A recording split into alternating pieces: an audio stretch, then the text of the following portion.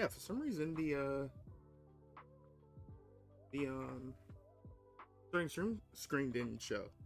That's weird. Or did it show? Oh, it just didn't show for the last few seconds. Okay. All right, how's it going, everyone? We're back. We're back.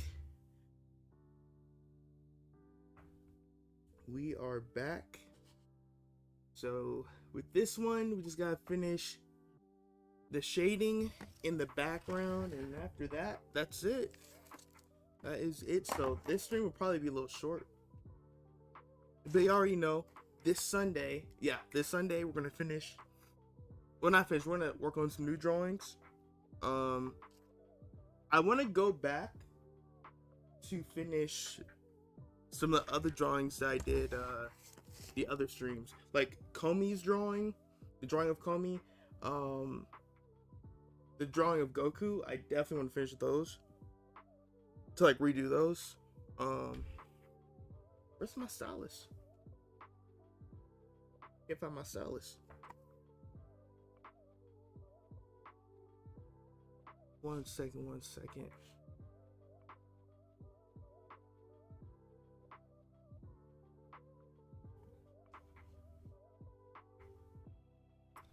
Did I drop on the floor? Yep. Dropped on the floor. Alright, we're good.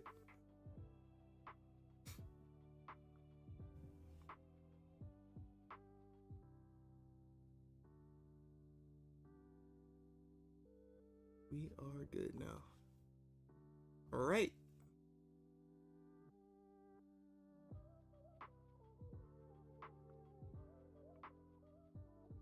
Let me see.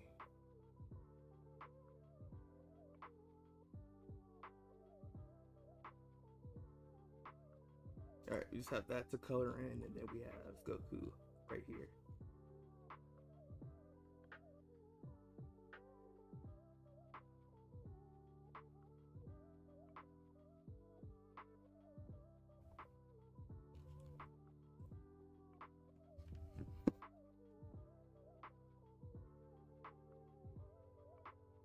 Erase some of that.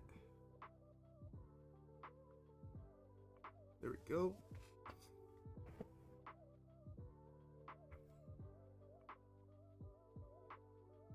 There we go. All right.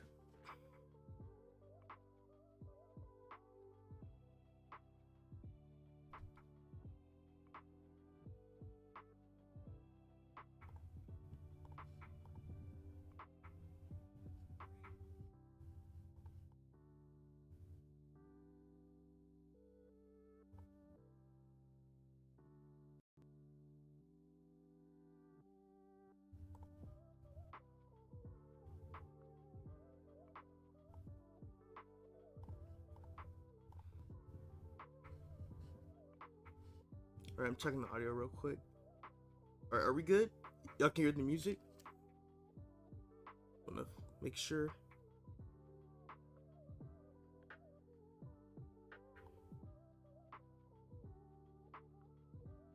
All right.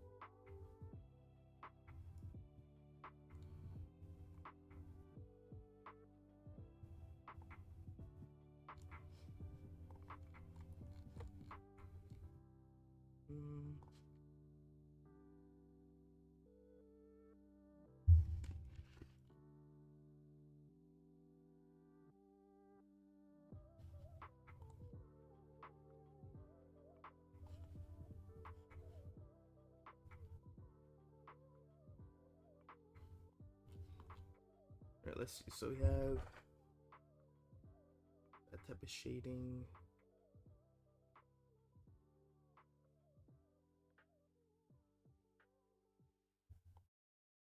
Okay.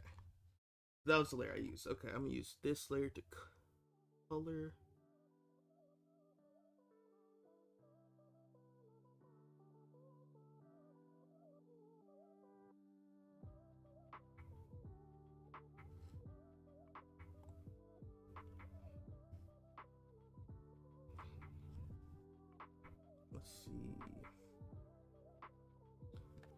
what's the?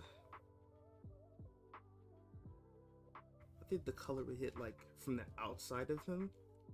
So maybe some of this here.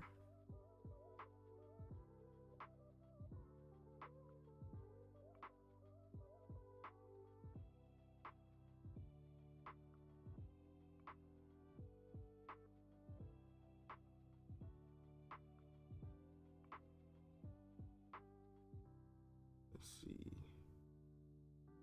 Blend that together here. Oh, that's the same layer? Oh no. I'm gonna put that in a different layer. I don't want to mess up the lighting of Frieza's.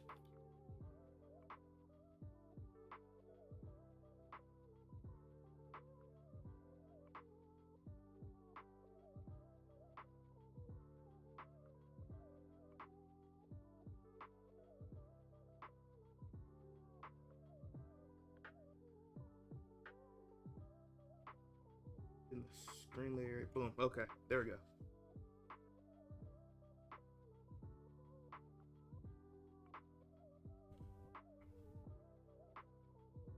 There we go.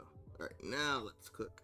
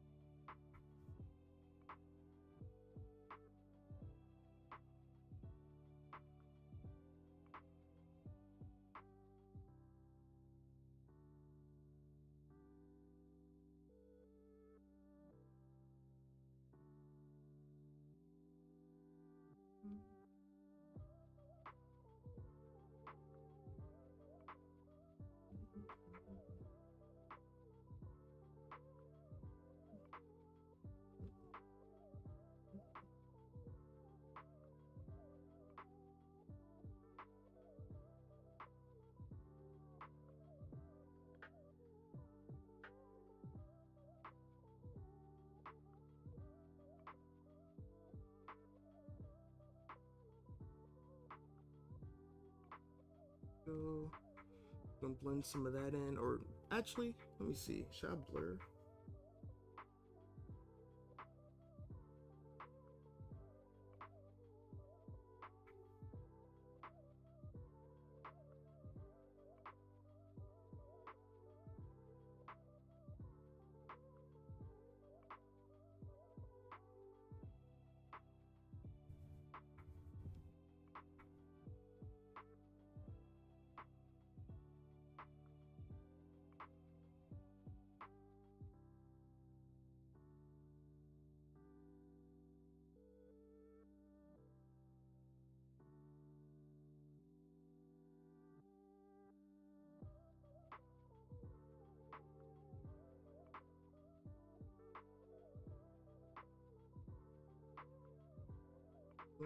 There we go.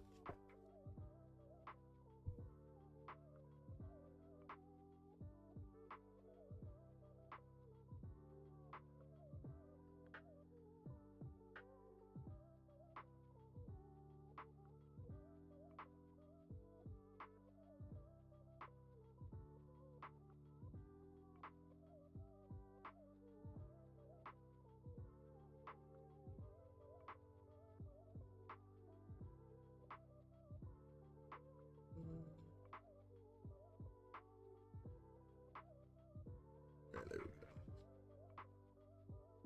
Get rid of some of the shading.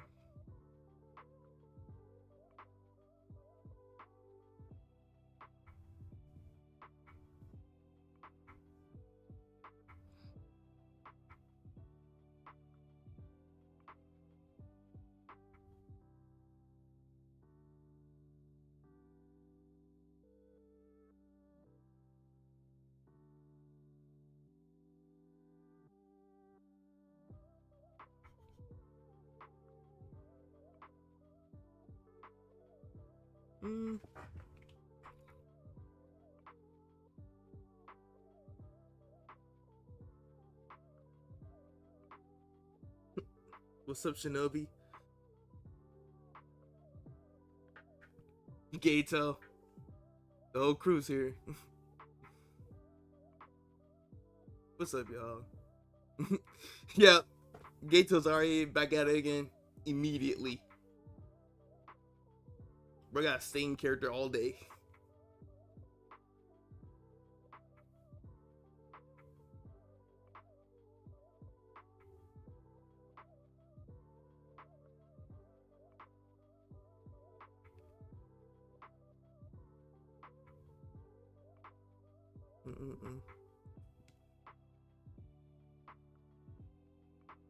This man, Gato's a menace, bro.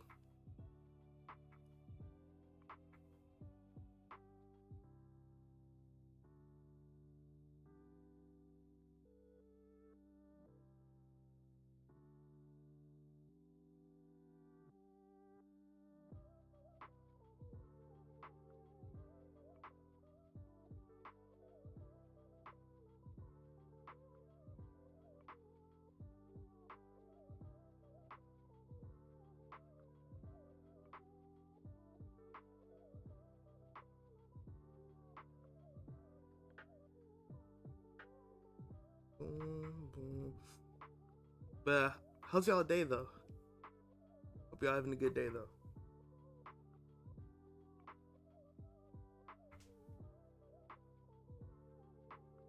You mean on sorcery? Yep.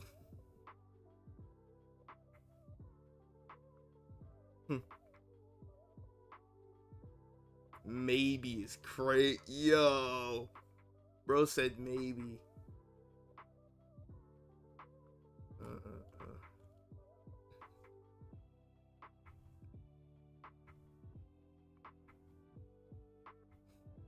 Play with the drawing. So far, so good. So far, so good.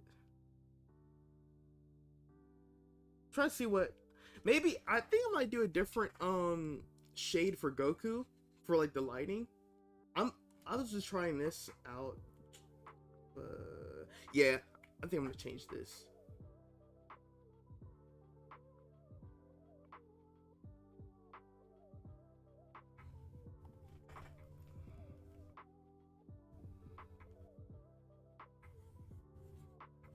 Alright, I'm gonna try a different shade for Goku.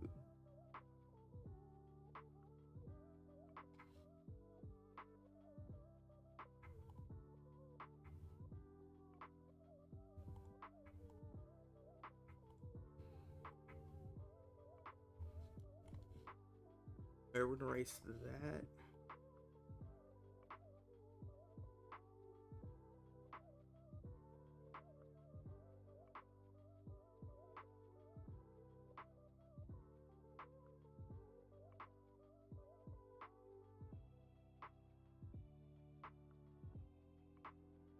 Alright. What color should I use? I think this would.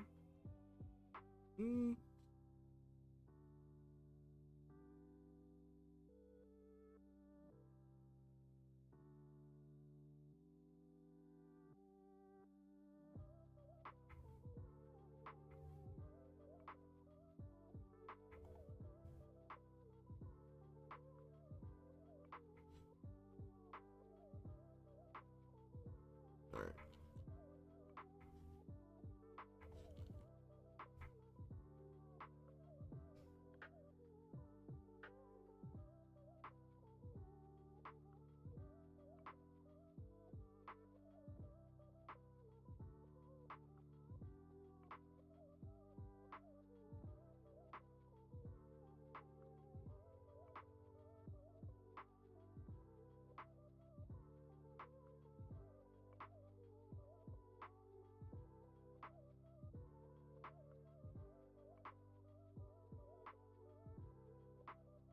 Gato has no filter, bro.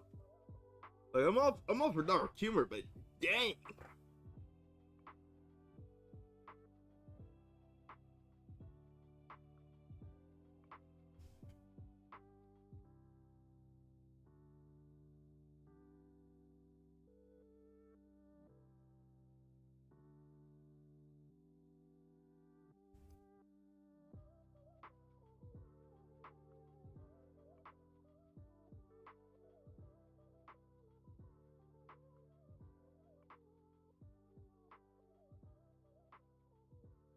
Mm.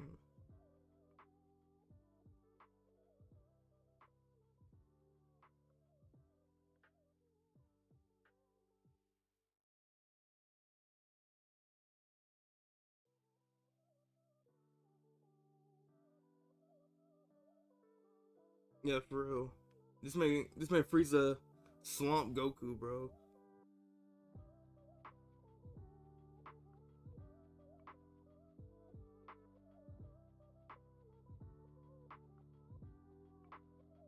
Oh, for anyone that's following some of my reactions for Ace of Diamond, I released episode 10 just today.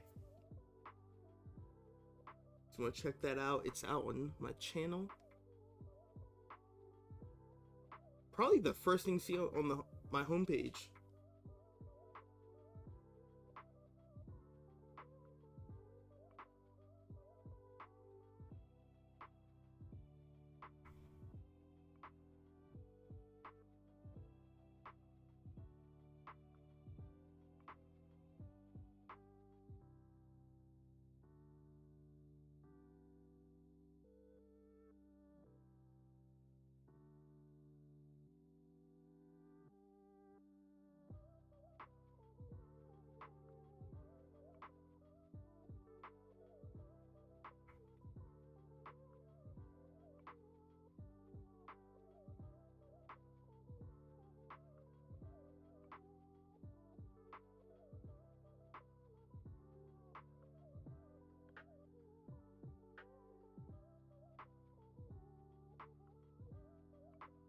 Mm.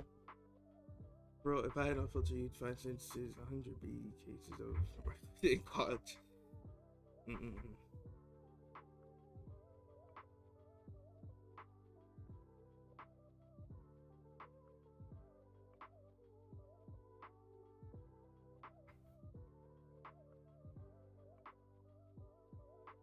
I'd like to think he's joking though. More like little by little, I start to like give less benefit of the doubt. I'm like, all right now.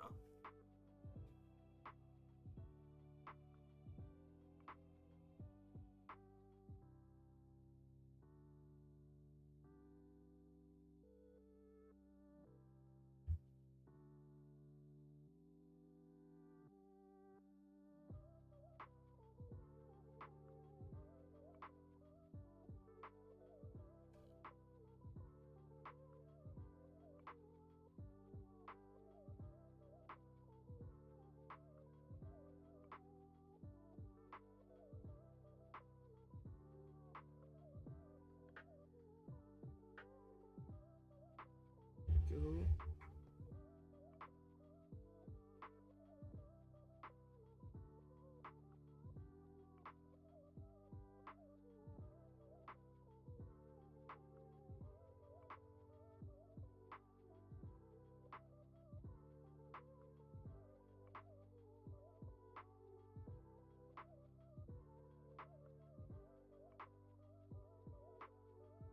Today I saw a jump by a robber, so I jumped to help a robber. Now it's a fair TV. Hey, okay. Wait, for real? For real? What the heck, bro? People are getting bold these days. Hey, good on you though. Good on you, cause man.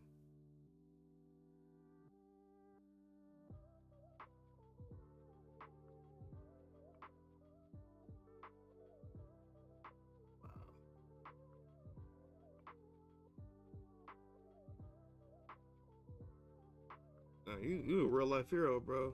Shout out to you.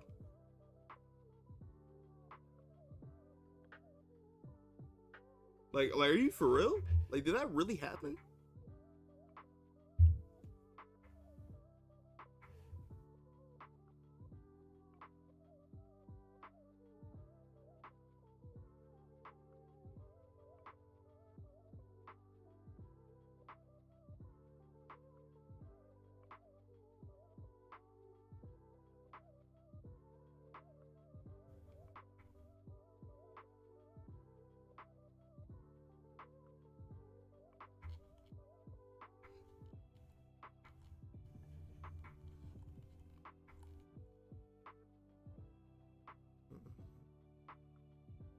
Oh, it's a joke. Oh, man, I was about to give you so many props, bro. I was about to say, because that's not far-fetched what's like other things that's been happening lately, bro.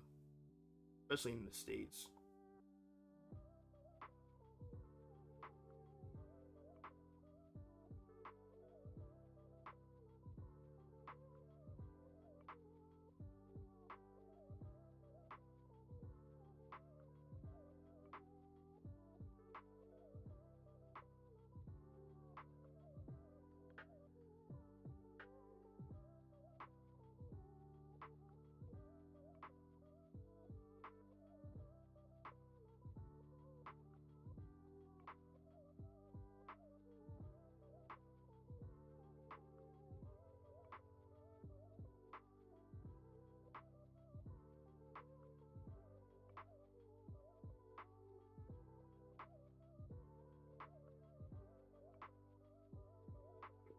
So,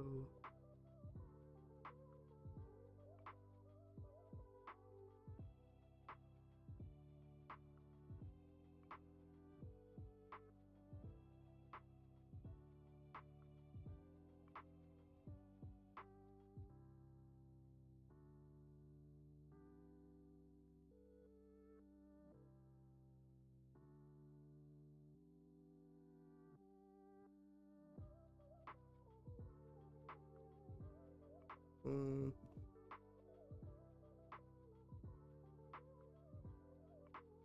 the point I jumped in.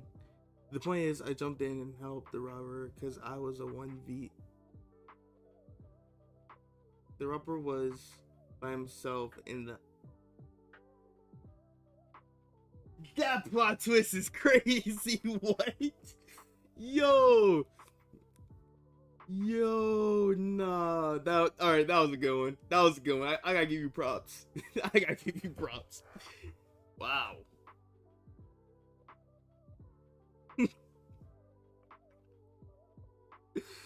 Bro, the whole time I thought it was the lady that was in trouble. Nah, it was the robber.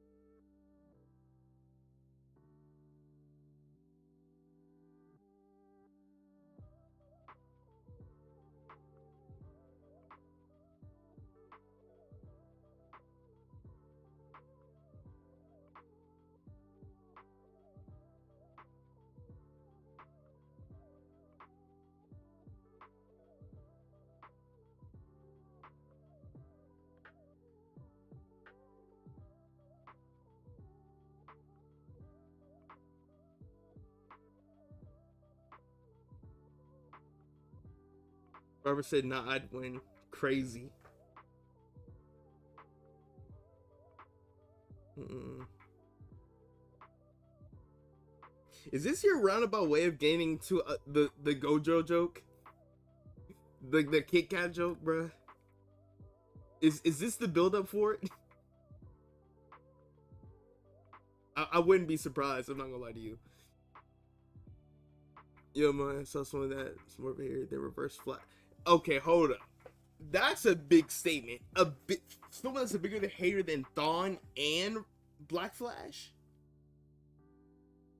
Who? Who? That has to be a whole new level of Kendrick Lamar. Fair enough. Okay, that him. I give that to you. I give that to you.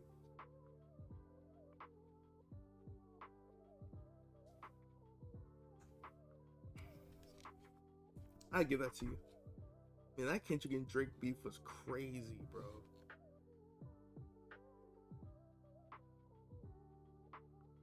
Hey Drake, I hope them allegations aren't true, bro. Because if they, cause if it's true, it's over for you. It's over.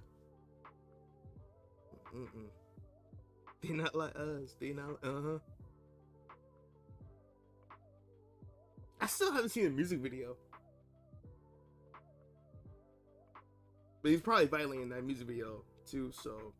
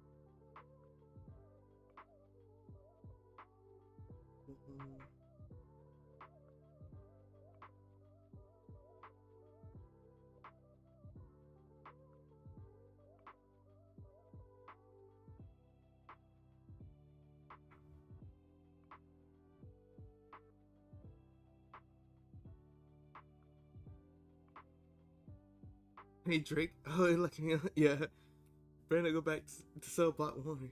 If you see him, just make sure to hide your sister from him. Certified lover boy, certified pedophile. I'm my stuff.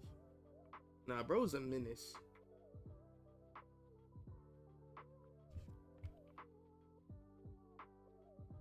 I wonder how that music video was though. Like, I know he was violent, but I wonder like how crazy that music video was though.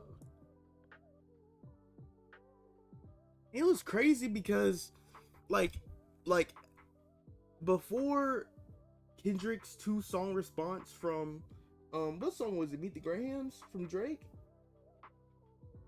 Was that the name of this song? Because Drake's second response was actually really good.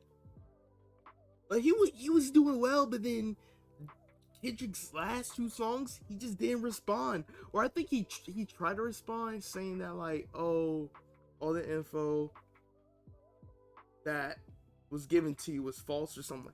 Like it was something of that premise of his response to They Not Like Us. But it wasn't enough. It was not at all enough. But he's been quiet ever since. So I guess one can only assume that whatever that was said was most likely true then, you know? Because if it's not true, then me personally, I would be defending myself. I'd be like, nah, bro, this didn't happen, that didn't happen. But he hasn't been defending himself lately, so. Striking the chord is probably A minor. Yeah. I need to remember to keep lowering down the latency for the stream. Like, cause I stream on OBS. I keep forgetting I have to manually input the latency option. It's always gonna have like medium latency, which basically that means that like the delay from like real time for me to like the current part of the stream that you would see. So it's a little bit of a delay right now.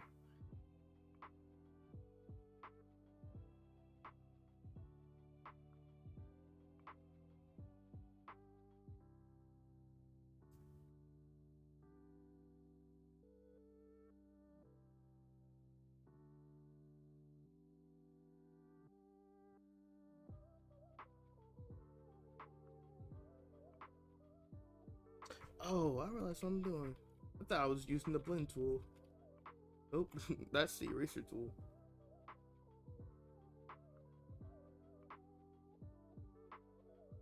Yeah.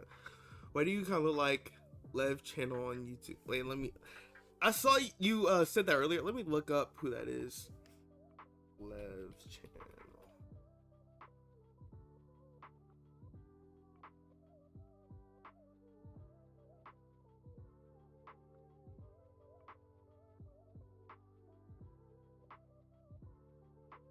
Like Lev channel?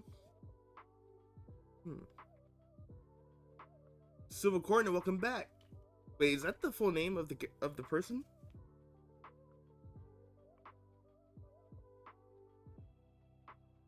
Oh, this guy. Hold on. Let me pull it up. Let me pull up real quick. All right, let me see if I can pull up the thing.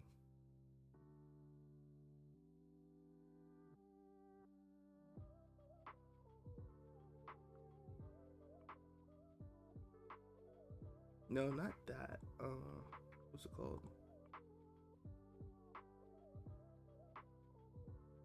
Is it this guy? Wait, I look like him? Is that what you're saying? Let me see.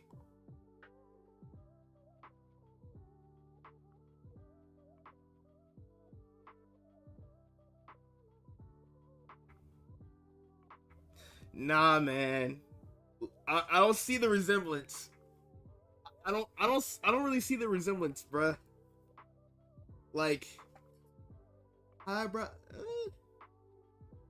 I don't know. The nose is different. The eyes kinda. The eyes and eyebrows, maybe. Maybe I'll give that to you. I don't know. I don't know about that one, Chief. I don't know about that one.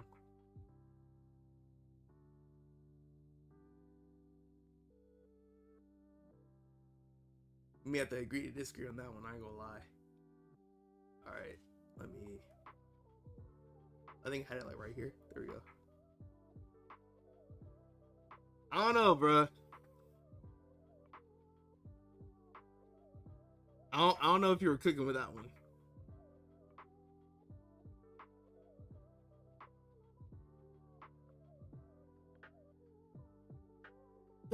What? Nah, bro. I don't see it. I don't see it. I don't see it. Nah, bro. Y'all gonna start saying that's my twin for now on. I don't see the resemblance. Man. Now I gotta beat the allegations. Crazy work, bro.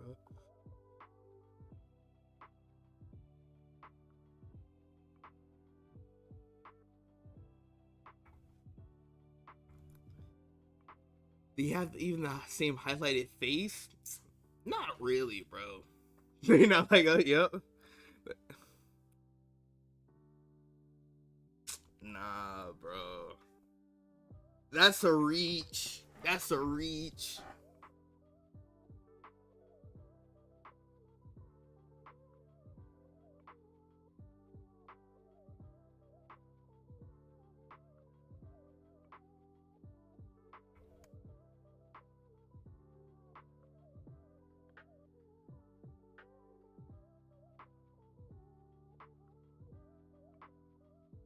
Nah, bro. I'm your twin. Remember, we literally have the same time. Nah, facts. We do. We really do. We watch the same type of shows, movies. Like, even, like, YouTube videos, bro. I remember growing up, like, Lego, YouTube videos used to be the thing back in the day. Same thing with, like, Minecraft and all that. But that used to be, like, the thing that everyone used to, like, watch.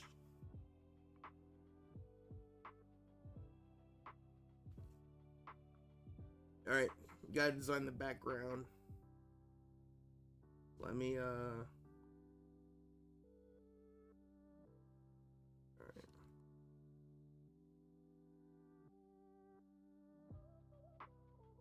Wait, where did this mark come from?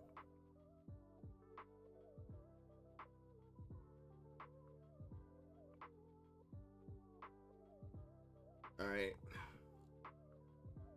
You know, I'm gonna go for the how Dragon Ball designs their mountains. Let me see. Dragon Ball Z mountains. How did the goat Akira Toriyama make his? Okay. I see.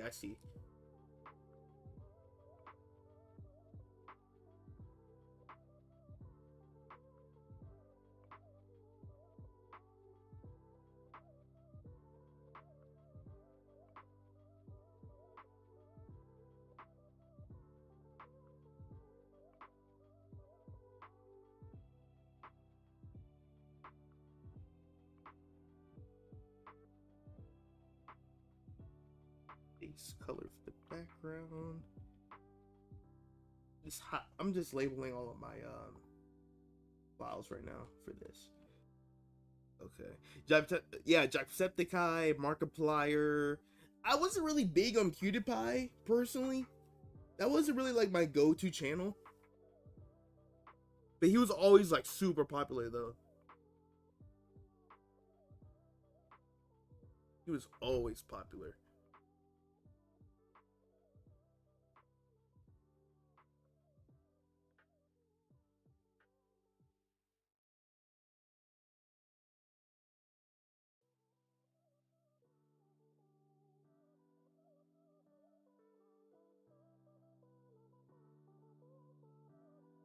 So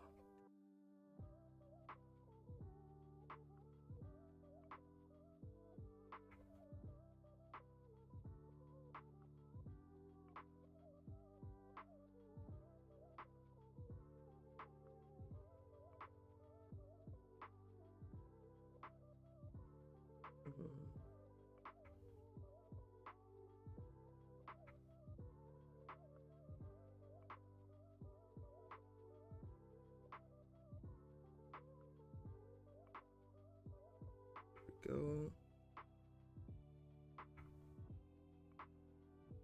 But you know we don't take that lying down, especially after his passing in March. When Markiplier played Telltale, I watch every Christmas. Muslims I don't celebrate.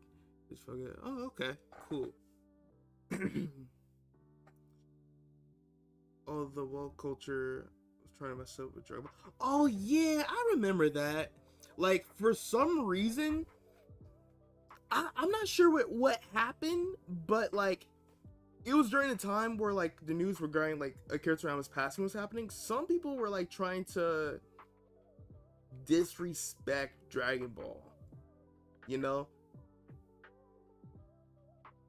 I forgot what it was about. I'm not sure if it had anything to do with any news about the show currently or like I don't remember, but some people were trying to like talk smack about it.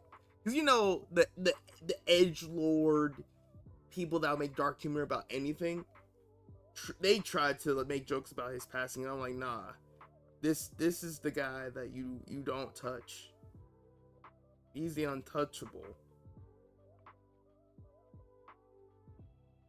Like that was kind of crazy. Like people tried it. People really tried it, bro. Like some things you just don't need to say stuff about. And it's okay. You don't need to try to make a joke of every single like thing. No, we're just wanting to talk crap about Popo being black. He's a genius. Oh yeah. For some reason, you just reminded me, Silver Cornet. That was another situation. Some people try to mention like how Akira Toriyama was horrible at drawing like black characters or whatever, but Mr. Popo is literally based off of a mythology character that literally looks the exact same. People really tried it, bro. People really tried it. Like, nah, bro. I remember that. You just reminded me. But I'm like, you see how people try to like, you know, mention random things of that nature in a situation like that? It's like, bro, is that you trying to like stir up drama? I'm like, bro, bro. The goat just passed. Like, why are you trying to stir up drama?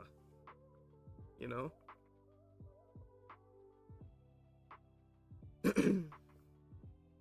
Bro, I said light novel Anos, negatives Goku, and they started flaming how I was a Frieza fan. Crazy thing is, they had a high school Dixie profile. Yo, light novel and Anos wins. Okay, yeah. That reminds me, I need to finish uh Misfits of Demon King Academy. I started watching it on the channel. I need to finish.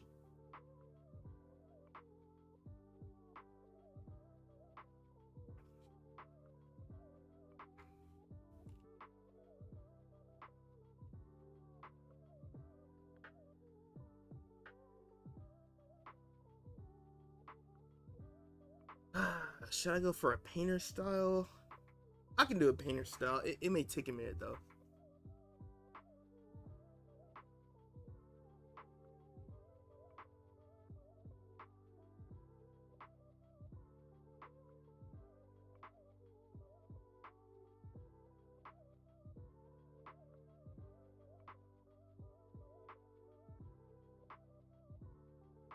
Okay, there we go. That's like the grass.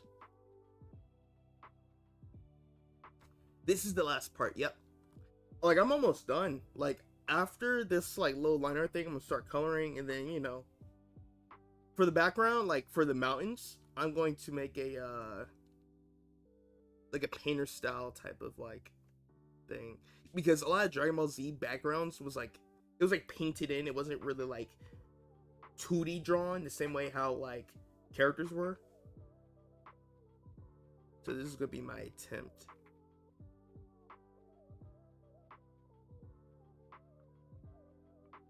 Who am I drawing next?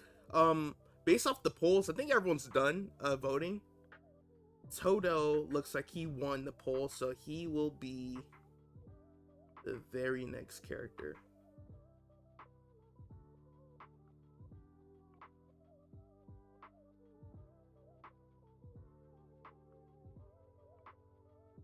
With small stars in the background. Alright, I got you.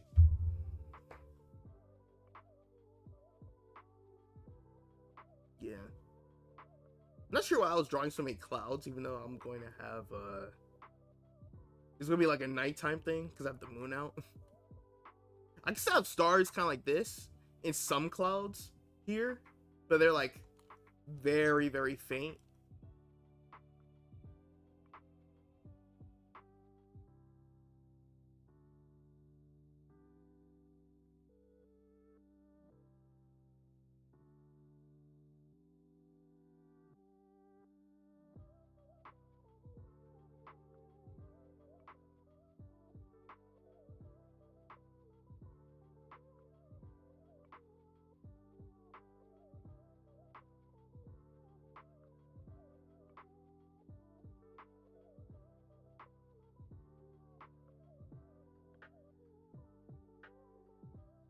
There we go. All right. Yeah, after this stream, I definitely need to work on my widgets, because what I'm trying to do is, for next stream, I want to stream on Streamlabs, and I'm not sure if it'll be ready for when I do the drawing stream, but I want to start streaming on Twitch and start watching the X-Men movies, the rest of them. So I'm not sure if I'm able to get them all rolled out in time before the Deadpool movie comes out. Okay, so that's about the... So that's basically the background right there. I think I'm gonna draw the ship in a different layer.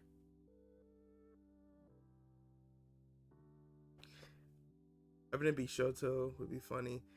Imagine Shoto sees Izuku in a sports festival and yell, "What's your type?" from across the stadium. That'd be funny. Yeah, that'd be funny.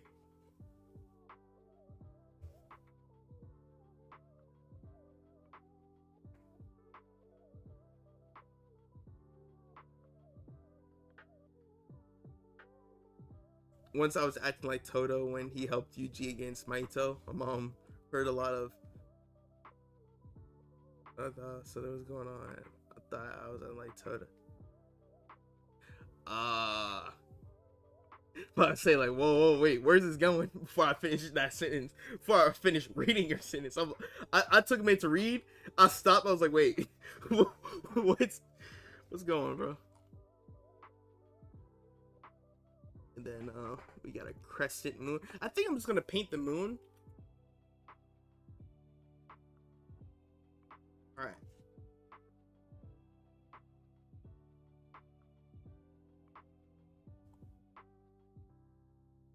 We are the exception. Yeah, for real.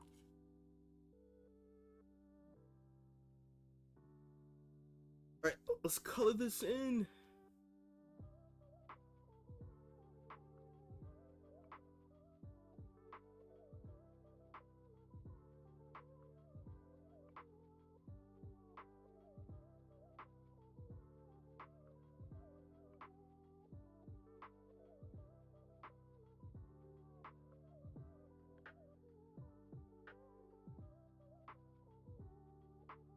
There we go.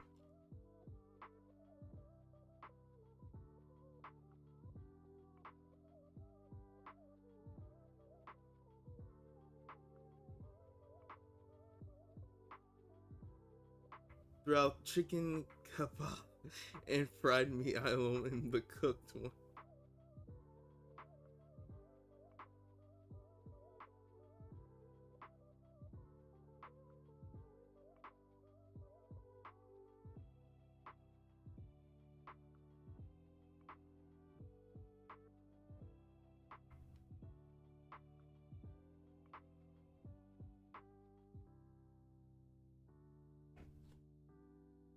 All right.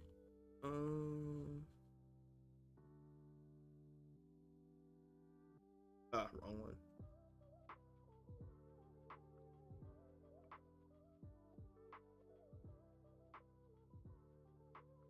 Maybe not as saturated. Let me.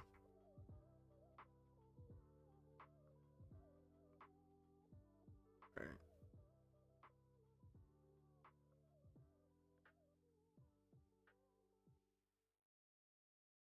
Let's see.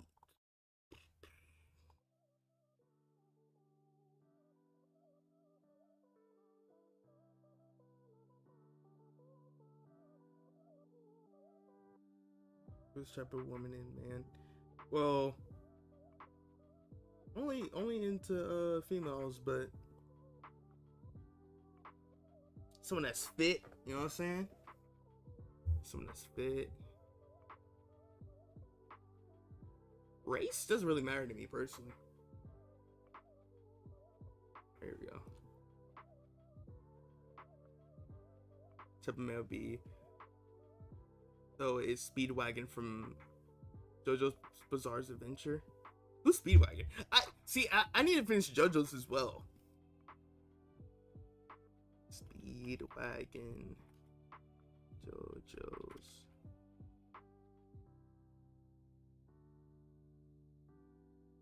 Let me see.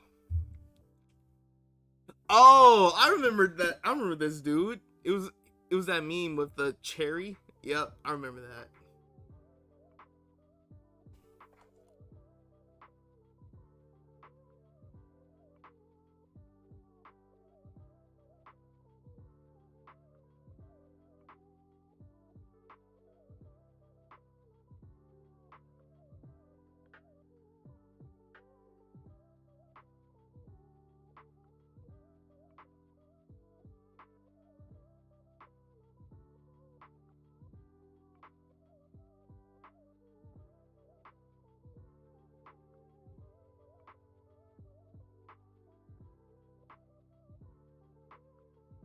There we go. Chili snag, then leave. Plain and simple. Yep. Oh, you talking about Oh yeah, if we're talking about like type of character as well. What? Definitely a girl that's like really to herself and all that. Not one that's like rowdy. Unless that's something you cool with trying to handle. All you, bro. Yeah, not me though. For sure. Let's see. Okay. Okay. It's got to blend some of these lines together. That's what I want to do. Yeah, that's facts. The nagging. Look, man. Life becomes real complicated as time goes on. The more you got on your plate, someone that's in your circle, you don't want a girl to be someone in your circle that's a part of that chaos.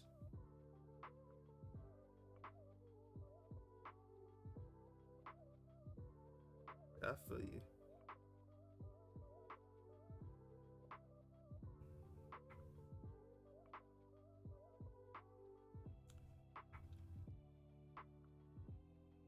I'm missing a soft brush. Oh, that's why it's taking forever for it to.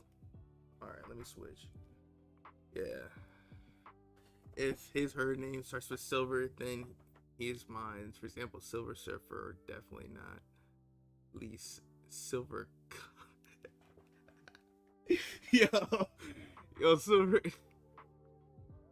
Wait, hold on. It's Comet? I thought it was Silver Cornet. Wait, am I bugging? Wait, really? That was the name of the entire. Wait, hold on. It was Silver Comet. I've been saying Cornet this entire time. You haven't corrected me at all. My fault, bro. But you can't blame me though. Like an R and an N close together looks like an M at first glance. Or actually the other way around.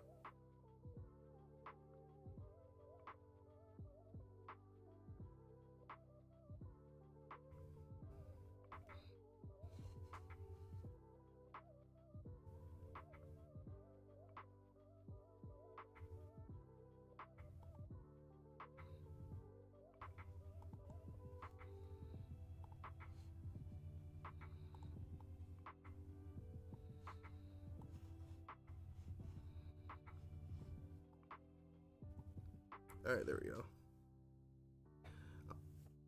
I wanted you to figure it out. Yeah. Alright, gotta go. Alright, Shinobi. See you later, man. See you later, bro.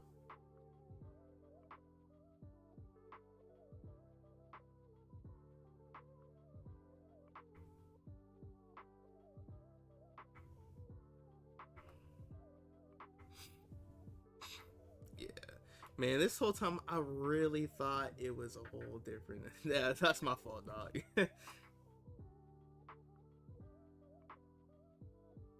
Wait, why is it doing that? Am I bugging?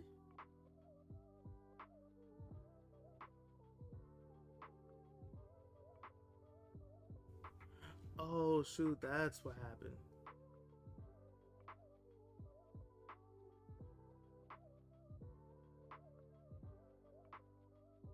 Five filthy. All right, at least you call everyone that. All right, cool. Keeps it consistent. Respect.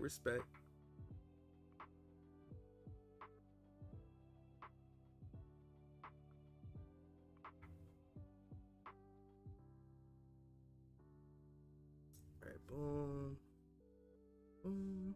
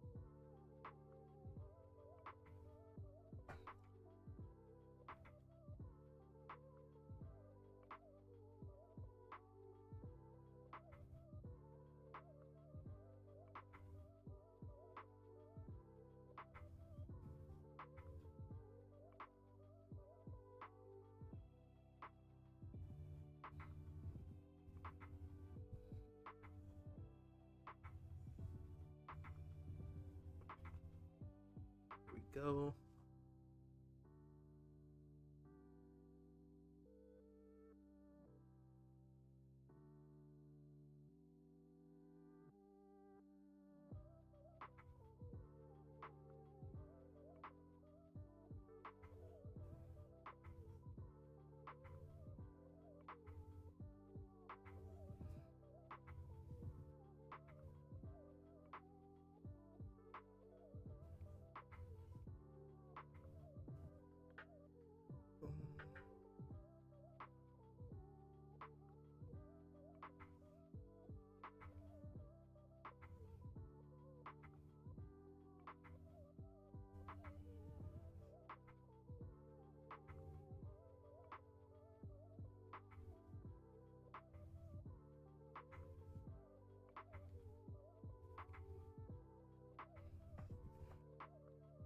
There we go.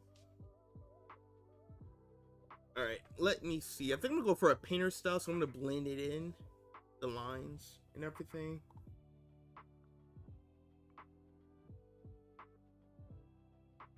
Let's see.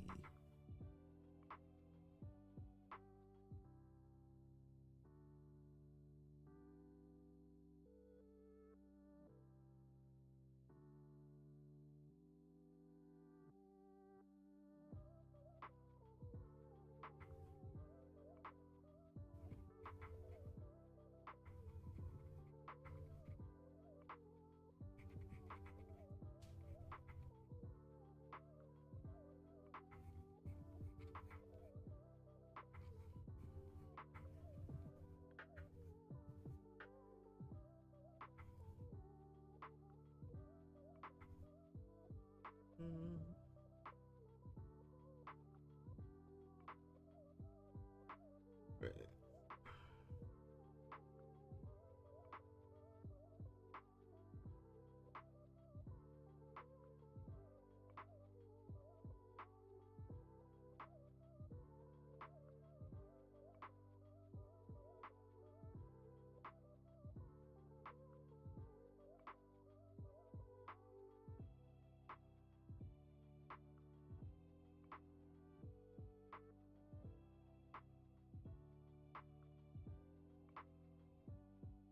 So good.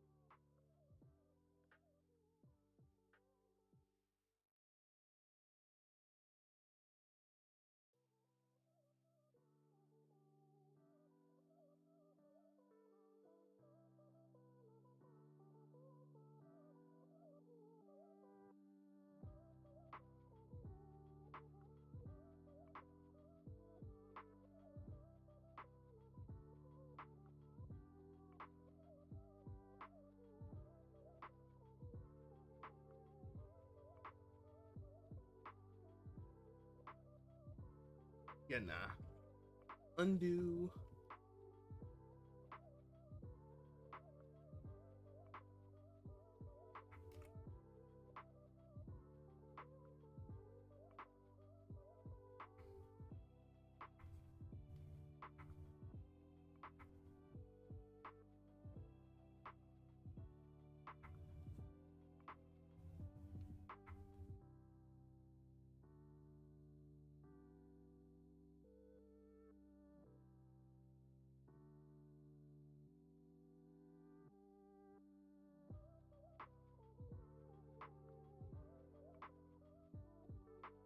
All right, let me look back.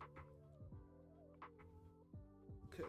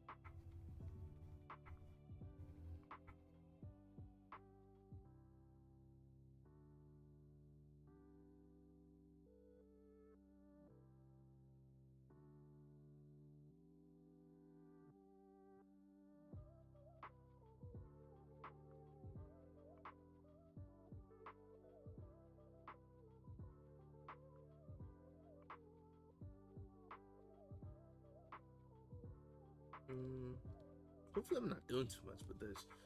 I'm just gonna do minor smudging, and then just go back again with the lines.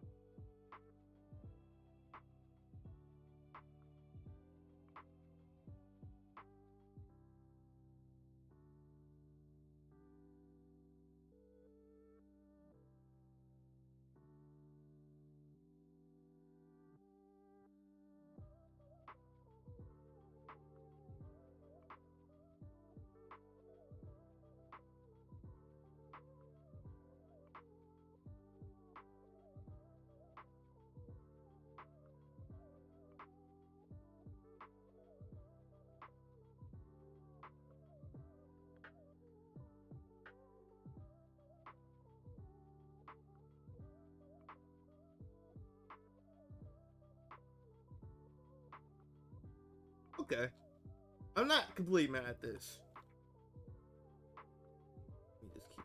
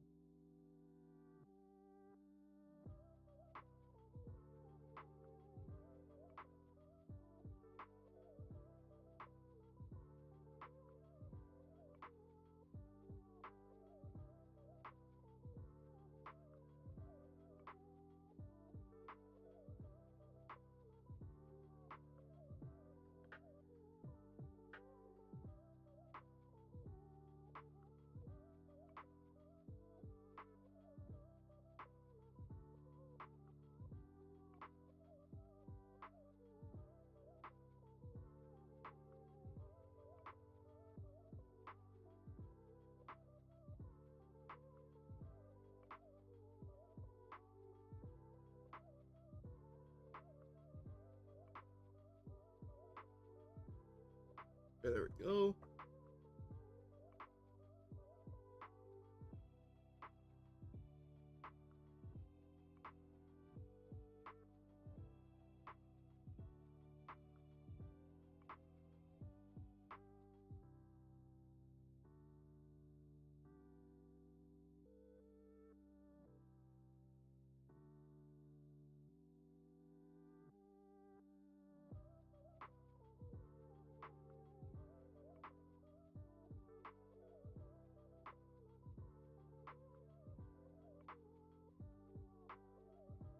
real.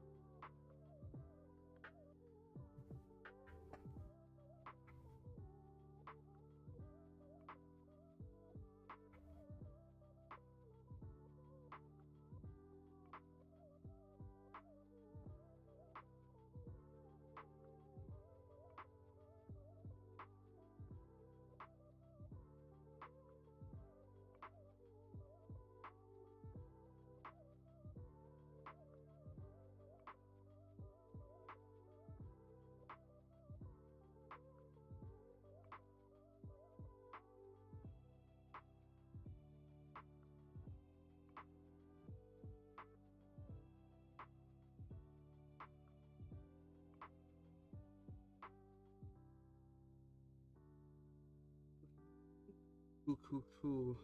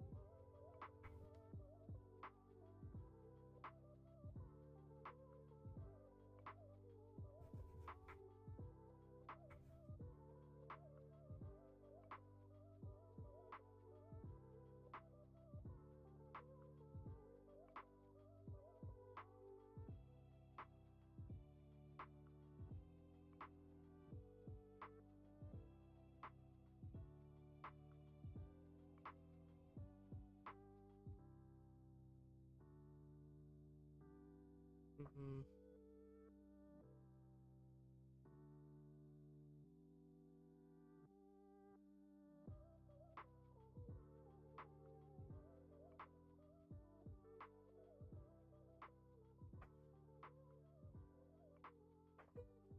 Okay.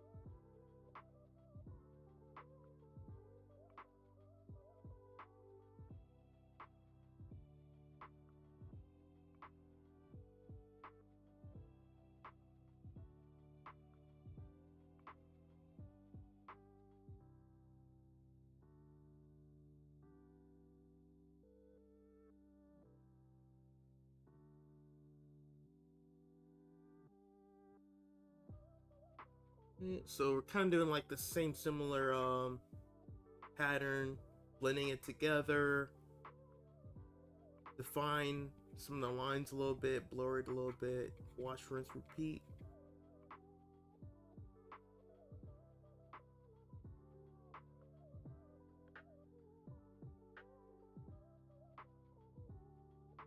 But some of it though, it may not require lines from the looks of it. Just certain lines to be there to show, okay, this is a different mountain. Other than that, I don't think it needs a lot.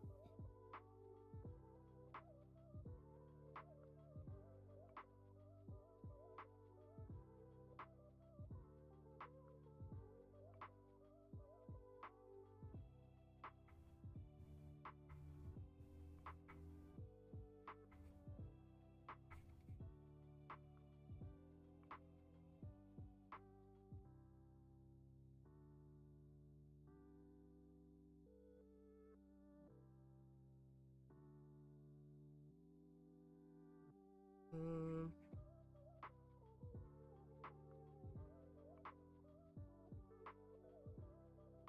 Yay, the mountains DBZ have different designs.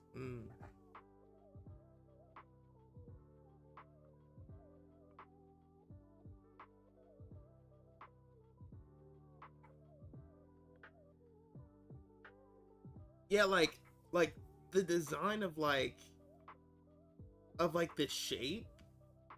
It's a little similar, but like the blending and like some of that. Like at the end of the day, too, some of it's gonna be interpreted a little bit to my art style. Like I'm going to try my best to have it look Dragon Ball Z esque, but you know, that's just how these type of things go.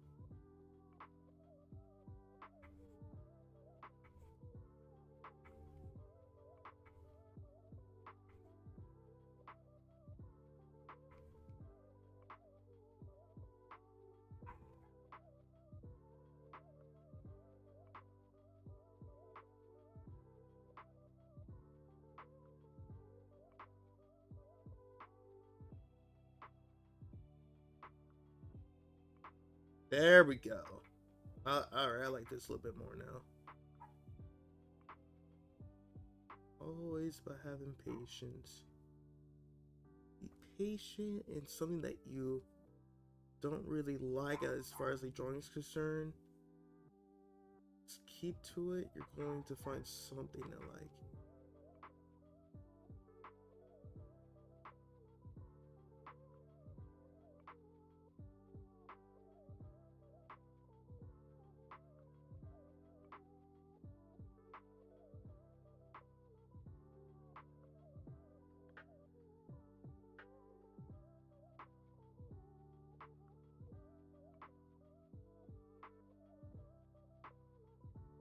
Alright.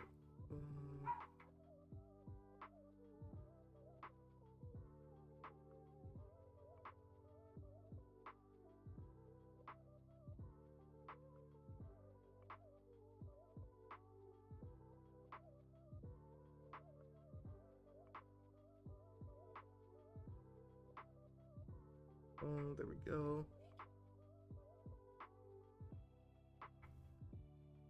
Alright.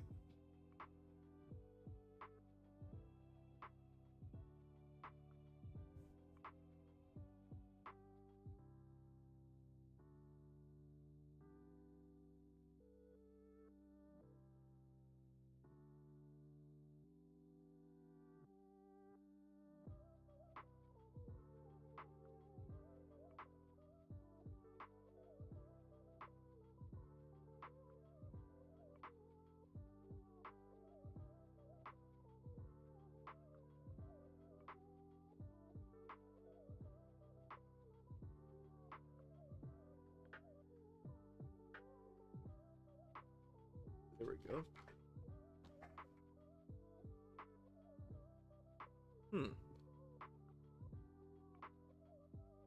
This is especially like a realistic type of, like a painter slash hyper realistic thing. Well, this is going to be within the background, so I guess it's fine with it being like this.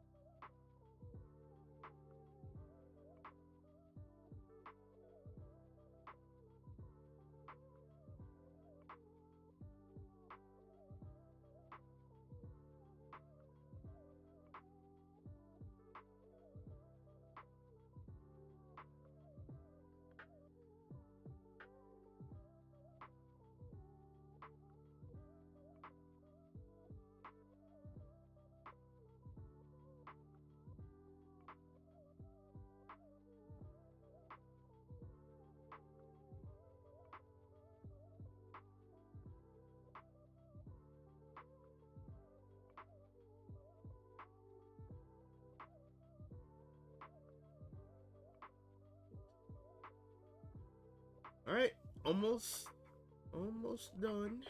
One more mountain left.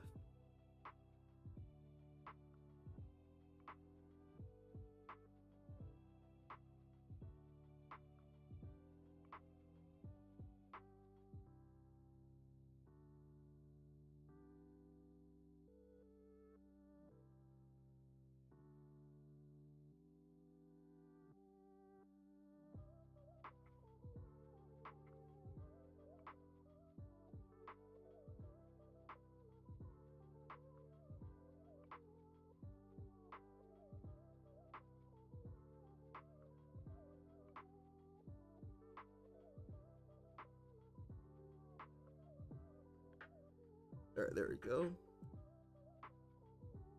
Wait, since the sky's dark, wouldn't there be more shadows on the mountains? Oh yeah. Now this is just the base color. This is just the texture of the mountain, like above it. And this is just like with like the line art. What I do is I do the base color first, and then right afterwards I add the shading layer. Right. But it's just that with the mountains with like Dragon Ball Z in the background, they have like texture. So that's what I'm doing right now. So basically, let me see.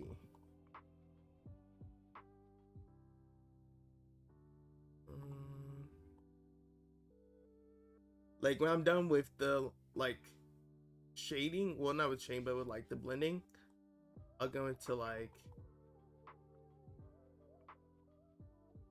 I'll go into like working on like the shading. So I might like erase some of this. You know, something like that, for example. That actually comes up really, really good. Hold on.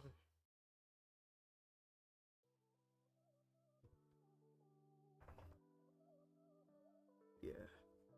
It's kind of cool though, cause I haven't done like a painter-esque style in a while. I used to love doing that back in high school. I even used to do that with line art.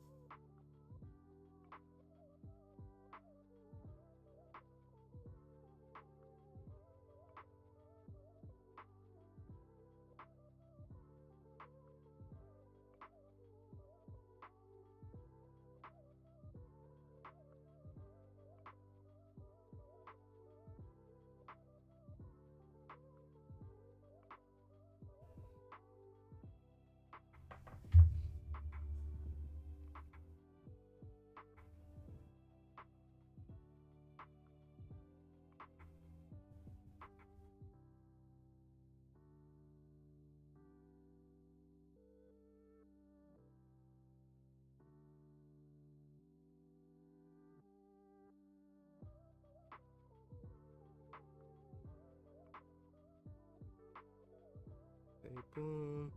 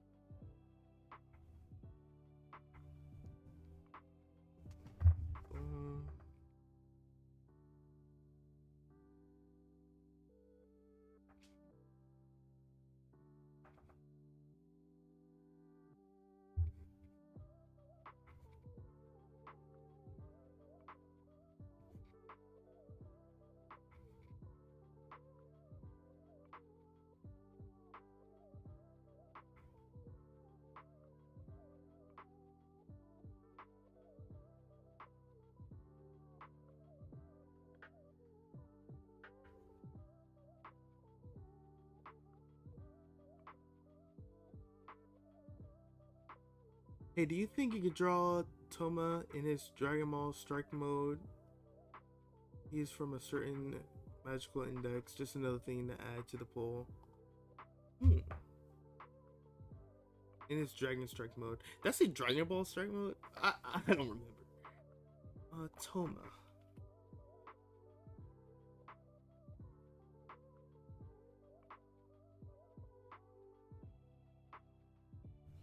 Let me see. I have to write that down. The Toma. Who is this person from? Taro Kagaku no Railgun? Oh, this is like a show. I'm probably butchering the name like crazy. Let me write that down.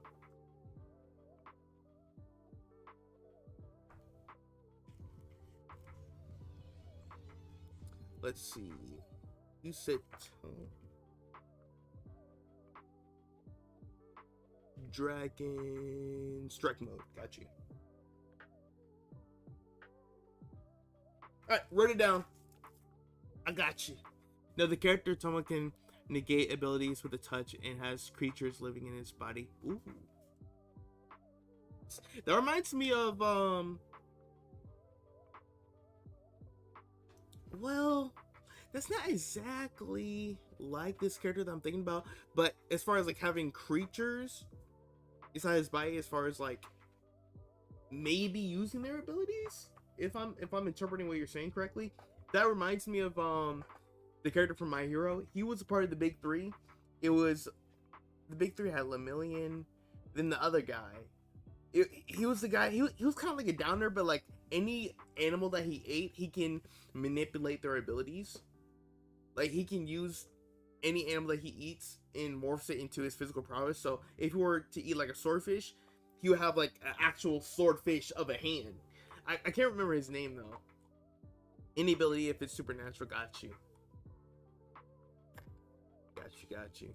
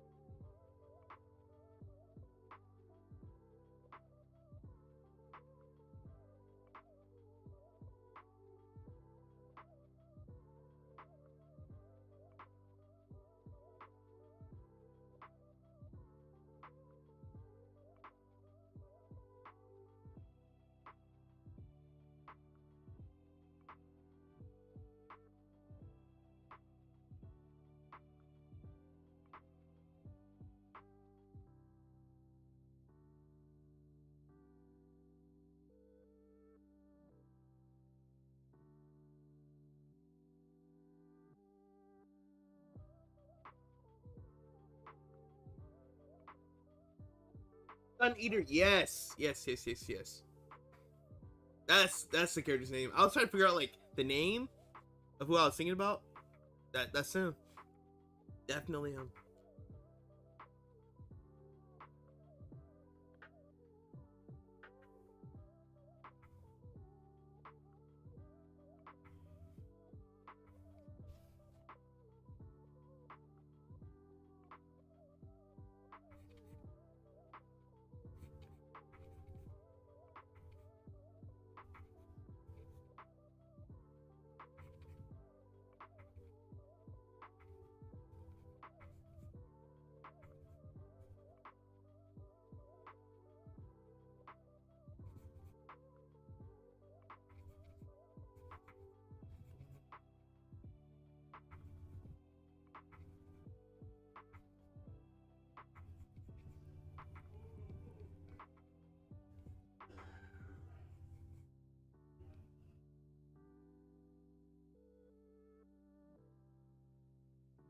Boom, there we go.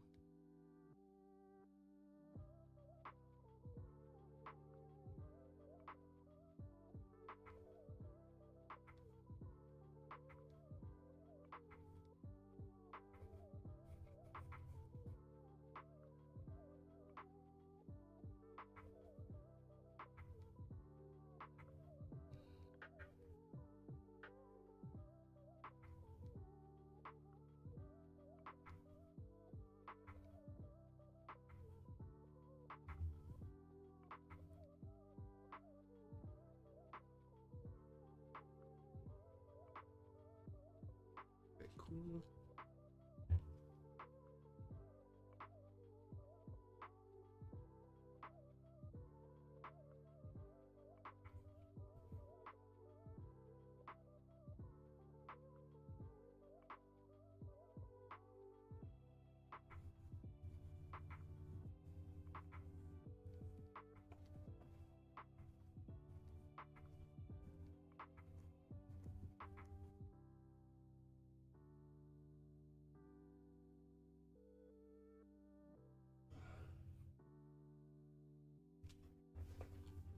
All right, here we go.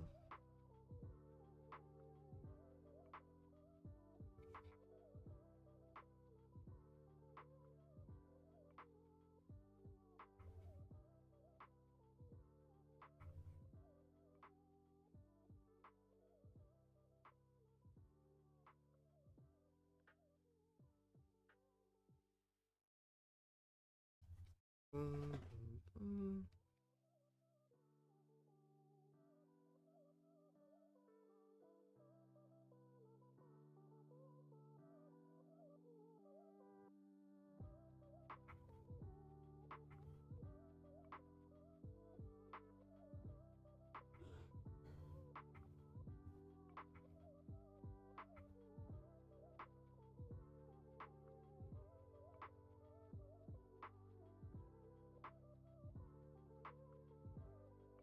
Boom, boom, boom, boom, boom, boom, boom.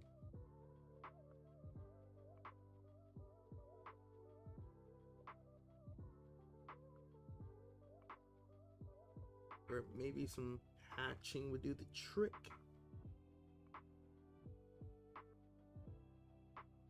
Yeah. Definitely want to go back and work on that Goku drawing sometime soon.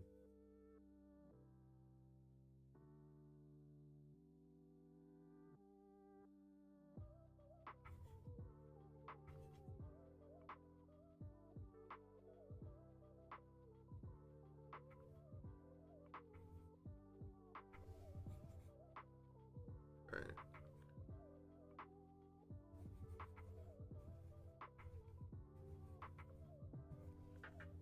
Let's blur some of this.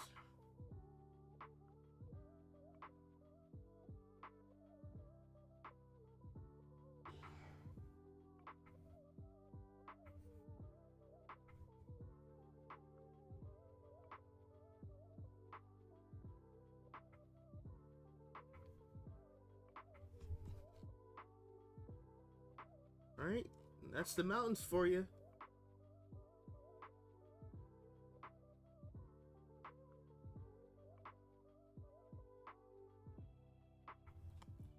Boom. Okay. do you think? What do you think? Not too bad?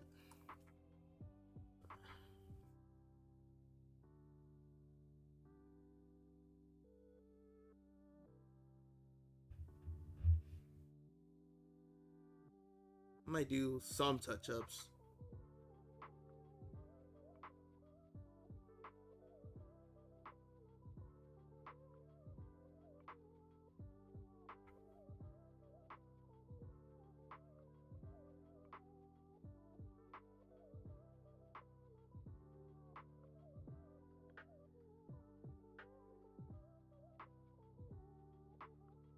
I've done grass a lot of different ways before. I wonder how I'm gonna do it now. Probably won't go too crazy with like the lines. Softer? Yeah.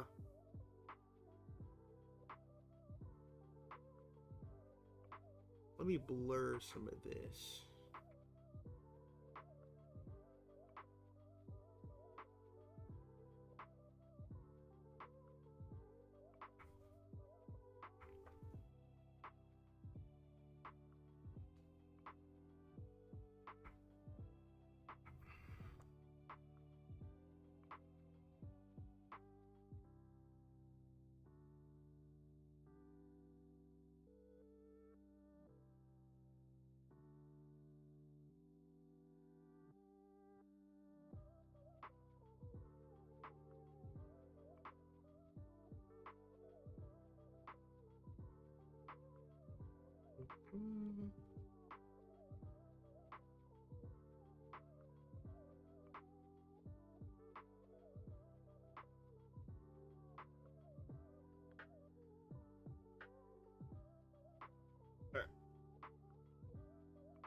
Blending.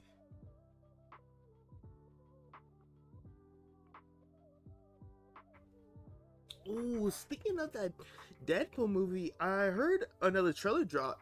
I should check it out. Unfortunately, I already heard something about it though.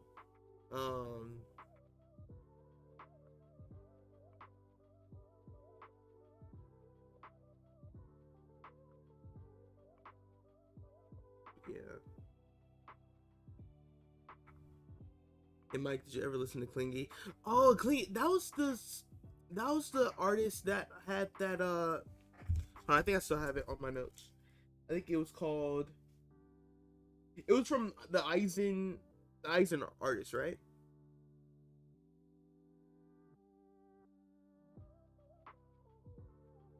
Clingy, Stranger,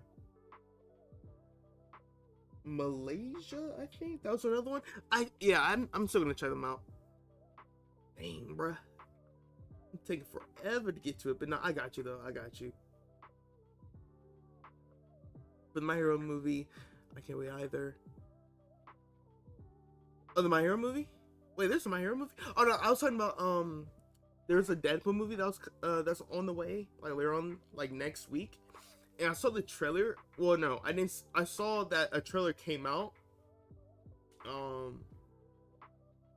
Unfortunately though, I heard some stuff about it. Like I already heard the rumors that X-23, Logan's daughter from like the Logan movie, was gonna come back, but I guess she actually showed up because I saw images on Instagram. Because everybody wanted spoiled trailers the millisecond it comes out. Like, bruh. Like, and you know, and I said this in my trailer reaction for the Falcon, the Falcon Captain America movie. It's coming out later on tomorrow or today. I said in that video that I would prefer to not really know that much about any of the Marvel movies, about like who's in it, what's happening with this, what's happening with that, because I feel like with all the different leaks, you know everything about a movie before it comes out, bro. Like, I'm really starting not to like that, because now I'm no longer like surprised by anything, you know. Like, I want to be surprised. I don't want to know everything already. Like, even if it's a movie where a certain character, based off the trailers, to look like they may or may not die, who knows? Like, I want to be left in that suspense. Like, you know what? what's gonna happen? That was the same thing with Endgame in Infinity War. Like, you didn't know who was gonna live, who was gonna die, if anyone was gonna get killed. Like Endgame, you had no idea if the heroes would even win, because they were already ballsy enough to, you know, make the heroes lose. What's to say they won't double tap, just have the villain win again, right? You never get spoiled. See, then again, you probably don't really follow a lot of like accounts on different like maybe Instagram or YouTube, because that would like make content about like, oh, this is what's gonna happen in this movie, this was gonna happen in that movie, because I do, and I've yet to unfollow those accounts, so I just see it instantly. Like I'm okay with like still listening to like theories and stuff like that. Like, that's cool. It's cool to theorize of like what's gonna happen based off of what happened in the trailer. I think that's cool. But people that like leak footage, you do, but you avoid them. Okay. Yeah, you're better than me, bro. Better than me. Yeah, at this point with Marvel, I'm not sure what they're gonna do. I mean, I know obviously X-Men's going to be more prevalent within the MCU eventually, so that's gonna happen soon.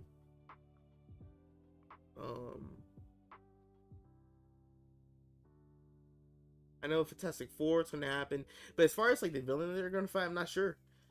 Like all collectively together, because I know the Kang storyline, that was something that they were pushing for a while, but due to, you know, the actor getting fired, I'm not sure if that's something that they still want to do.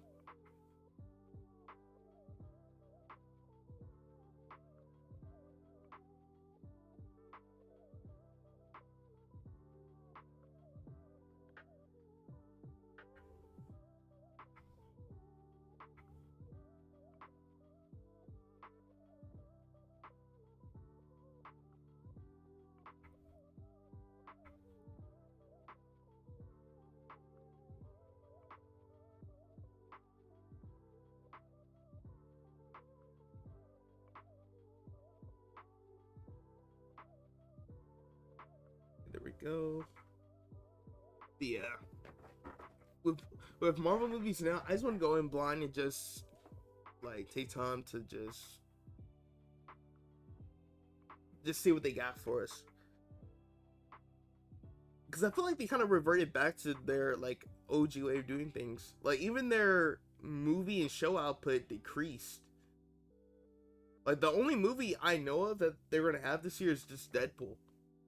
And then next year, I heard that they're gonna have Fantastic Four come out next year. They got 2 shows coming out this year. But that's a whole lot less than how they had a whole lot less compared to like the amount of shows and movies that they had 2021. Bruh. Like, I took a moment to think back at like all the movies and shows that came out in 2021. It was crazy. They had, for shows, they had WandaVision, Falcon Winter Soldier, and Loki. I want to say that I really want to say that What If came out around that year. I think What If came out. Yeah. What If may have came out 2022, but in 2021 they had those 3 shows. Movies, they had Black Widow, Eternals, Shang-Chi, Spider. They had like 7 projects in 1 year, dude. Like, dang. Like, slow down a little bit. And then, you know, they had She-Hulk, all those different shows. But I feel like they dialed down their side character projects, because I feel like it was like a lot of filler that they were doing. So I'm like, these characters, like, they're not boring. Like, She-Hulk isn't entirely boring, but I mean, what more can you do with that character other than just have her direct with like other characters, giving her show cameo features. Like outside of that, what can she do by herself that's like, oh, that's cool, you know? Like certain side characters like Daredevil and all that stuff. He's considered a side character now compared to like the main heroes in MCU. But you know, at this point, if they're gonna do shows for like side characters, they need to have characters that are like in this contained storyline that's like really interesting. And if it's not there, it's not there. That's fine. You don't need to force everything to be this spectacle to try to be for like, because you know in promotions they always try to be like, oh, this one movie is gonna be the same level as Endgame. I'm like, bro, stop it. Stop it. You don't have to do that every time. The only like movie that's been released from them that you could say it was close to that point was No Way Home. That's it.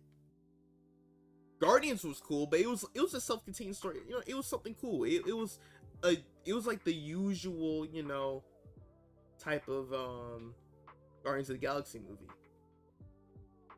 Shang-Chi was cool. Yeah, Shang-Chi was fire. You know, and Shang-Chi, I heard that the second movie that they're going to bring in Iron Fist, I can't wait. And since they're trying to like bring in all like the Netflix characters, I'm praying the dude that was doing Iron Fist in the Netflix shows comes back, because they ended not Daredevil, but the second season of Iron Fist in a cliffhanger, bro.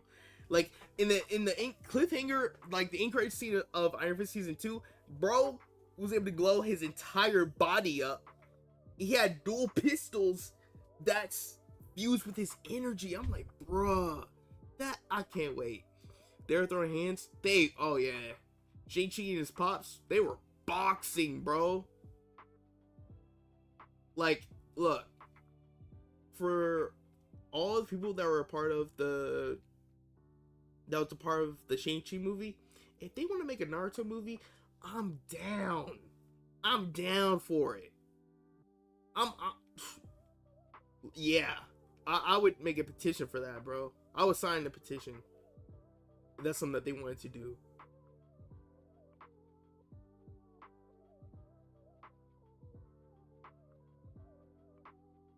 They were boxing, bro, and that's what a lot of these different like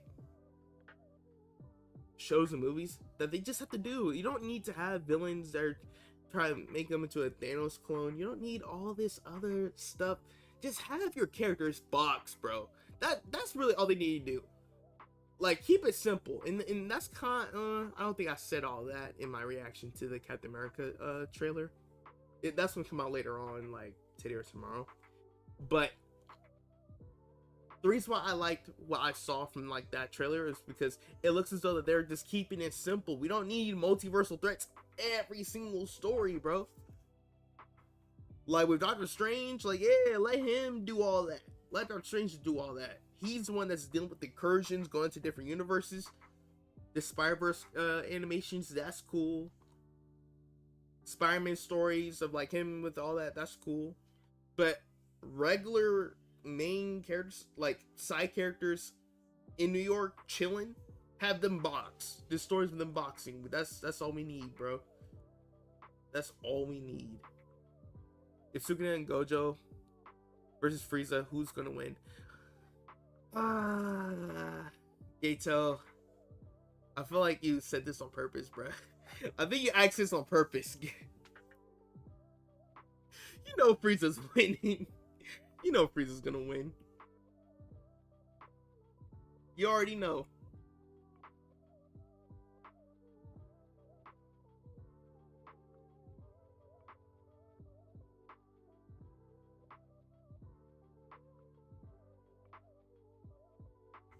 You already know, bro. Frieza got it.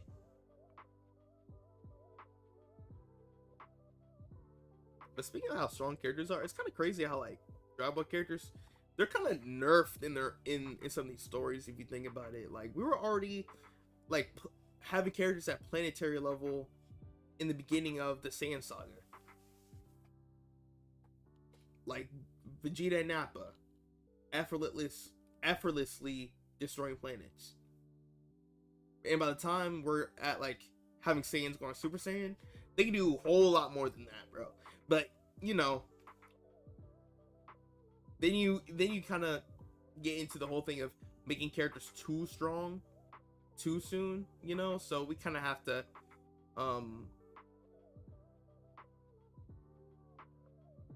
retcon some of those previous feats. That's kind of what was going on in Super. Like on the trajectory that Goku and Vegeta was at, they should have already been stronger than Beerus, to be honest with you. But hey, it is what it is. Speedsters, oh my gosh, bro. Speedsters in DC are nerfed to the bone. The writers just hate speedsters. When it comes to like Justice League stories, they're like, just have Flash run around and just save people. That's it. And then when he decides to fight, a villain makes him trip, and they tie Flash up, bro. It's always something like that with speedsters. And that's why, I mean, personally, I liked Zack Snyder's take with like Flash, with like the movies, because even though he was obviously still like new to the superhero business, he still like he was still able to do whatever he was able to do, if that makes sense. Like, especially the humans, they can be threats if they want to be. Oh, in Dragon Ball? Is that what you're saying? Yeah, definitely with Dragon Ball. But at the same time with humans, I am okay with like a lot of human Dragon Ball characters no longer really being all that important, because if you really have all these other characters like Gohan, Vegeta, Goku out here being able to destroy planets and everything, it's like at that point, we're Krillin and Tenshinhan going to do. The one thing I would say though, I think Tenshinhan and Krillin, if they're going to be a part of other arcs, they should be able to use their techniques. Like, their techniques should be strong enough to handle like the main antagonist is like henchmen. They don't need to take on any like main villain. They don't really need to do all that. I don't even want them to do all that. I would just say they just need to they need to be able to hold their own. Like the moral arc in the Tournament of Power arc, for example. Like those are that's the type of stuff that I can see. Okay, the humans can do a little something. Plus, there's magic in Dragon Ball. Yep.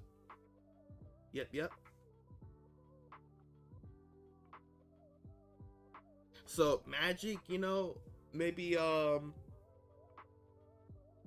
in some of the other arcs, because like right now with the manga, a lot of the characters are like training right now. So, you know, maybe they bring in some of the humans and they're like, hey, look, we need y'all to step up your game. You know? Oh, wait, did I remove the line art layer? That had the spaceship? Dang. I low-key wanted to just draw over that spaceship sketch that I made. I didn't really want to do it entirely all over again. Evil Containment Wave, yep.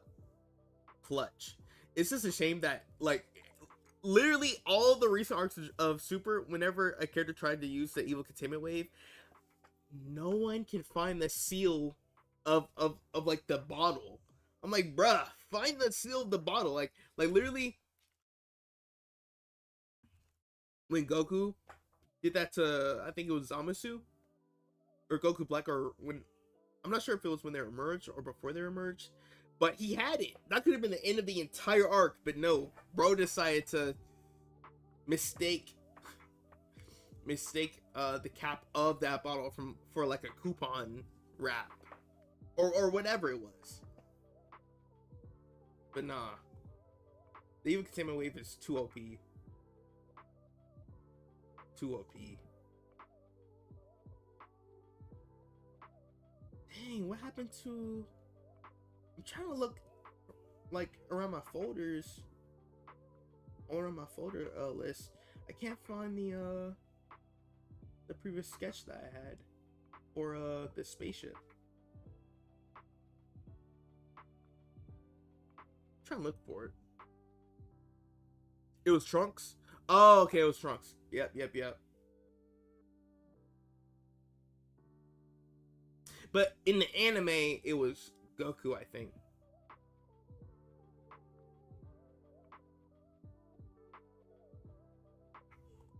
Man, the Goku Black arc in the manga was so good.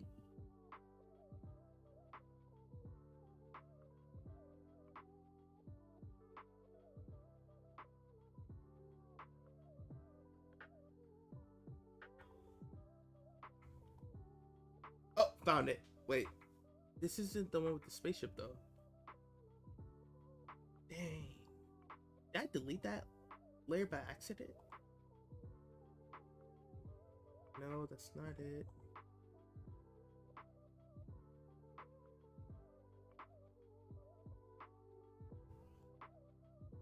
Dang, I think I deleted that layer by accident. The closest one was this.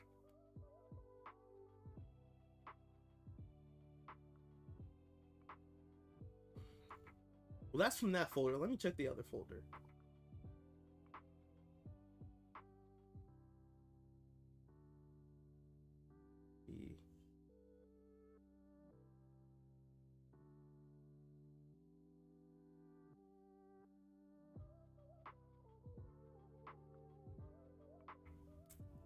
Nope. Dang. I lost the layer, y'all. Well, it's all good. It's all good. I just need to... I don't really have to do much anyway. I just need to draw the,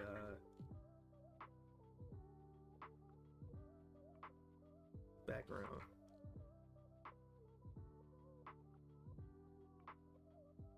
It's all good. So, I think I'm gonna let the moon right here.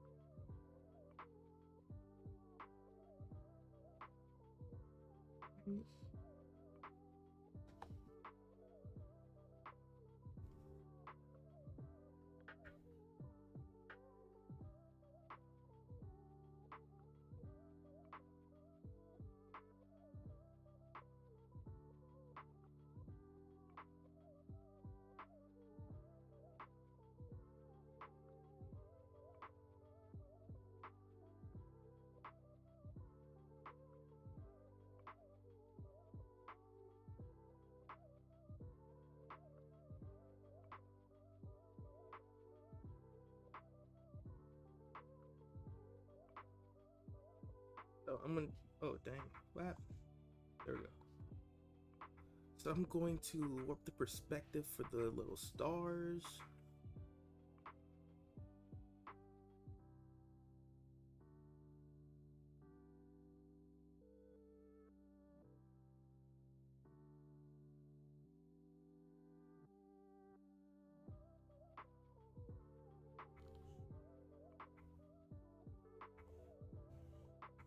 Okay. Gonna change the perspective of the moon.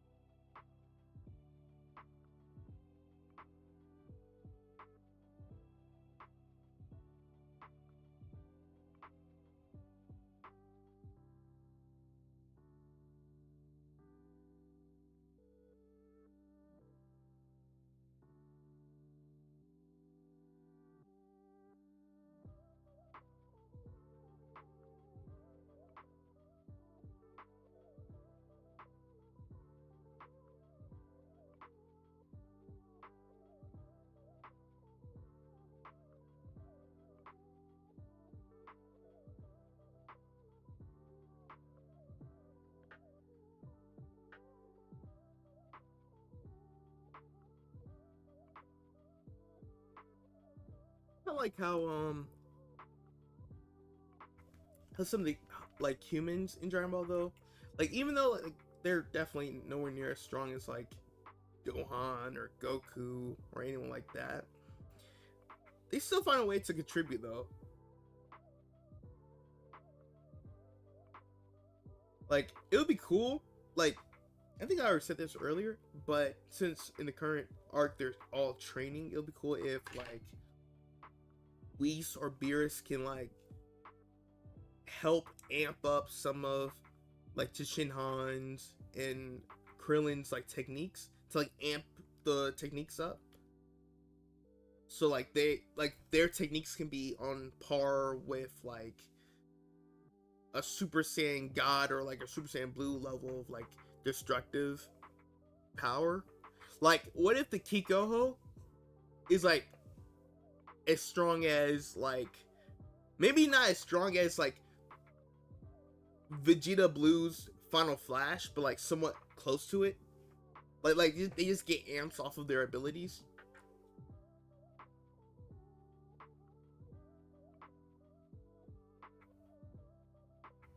I'm not sure if I'm cooking, but I don't know, like give them some sort of amp of like techniques. I feel like if they get something of that nature, they can do a little bit more than what they're doing in the manga. But like make Krillin's destructive disc like even more of a like destructive technique. Like maybe Beerus can teach like Krillin how to make that technique even more so of a guaranteed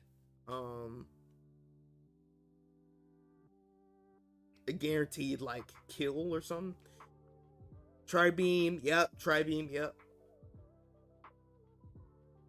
The tri-beam was like a really destructive technique. Like Tenshinhan was able to hold semi-perfect cell back for a long time too.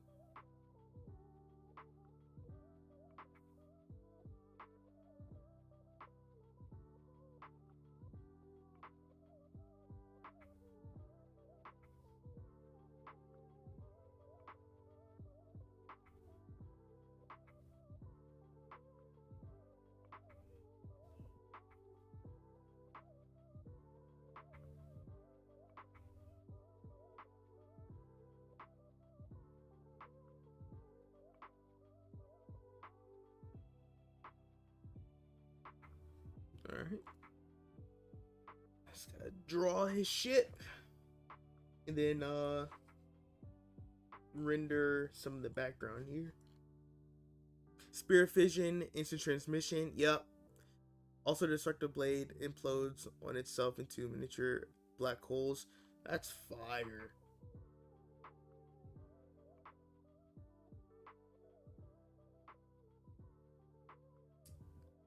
Alright, I got this question from TSO Sage.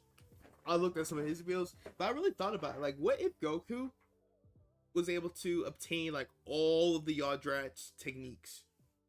He would have been cold. Like, he probably sold everyone in the Saiyan Saga. He would have learned Spirit Fission. He would have learned so many other things. He would probably be able to use instant transmission even more efficiently. For all we know.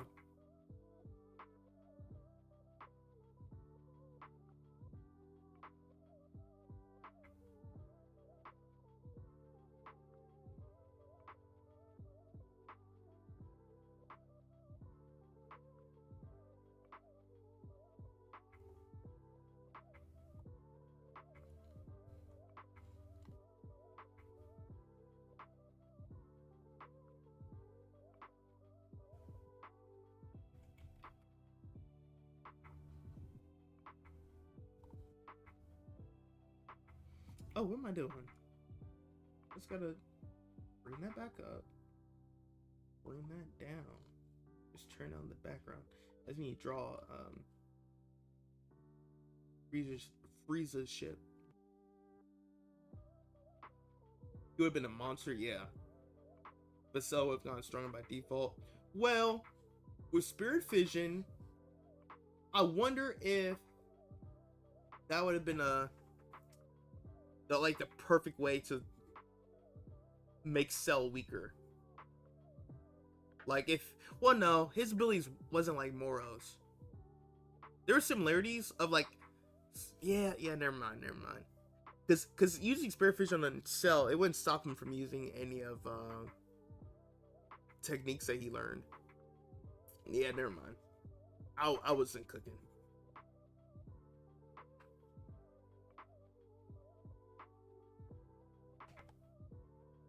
Alright, I just need to draw Frieza's ship again.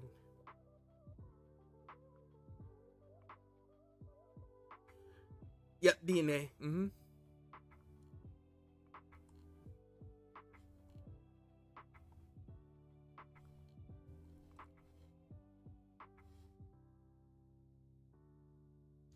Yeah. I wonder what other techniques the Yardress have. Like if I was Vegeta, I would go back to playing Yardrat and like train a little bit more.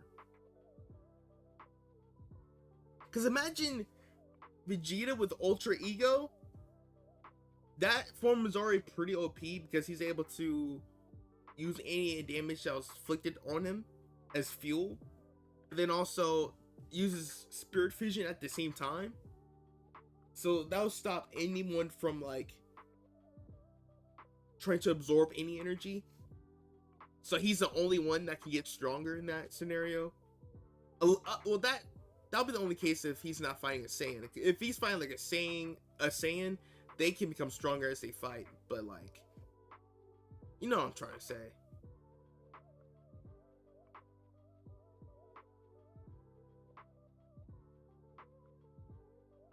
Let's go leave for space again. Yep, TFS style. Mm-hmm.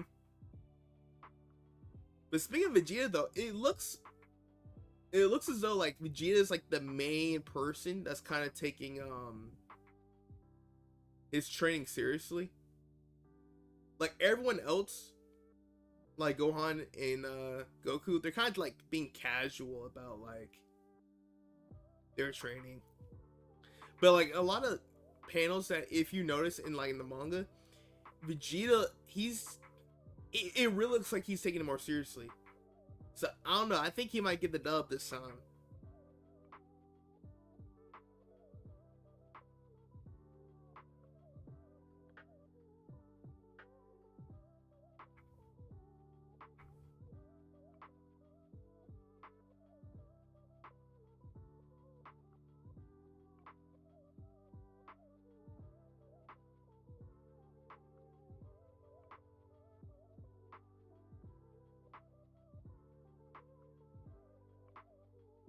Look up what Spirit Fission was again, because I didn't remember what all of that technique would entail. Like would Vegeta be able to like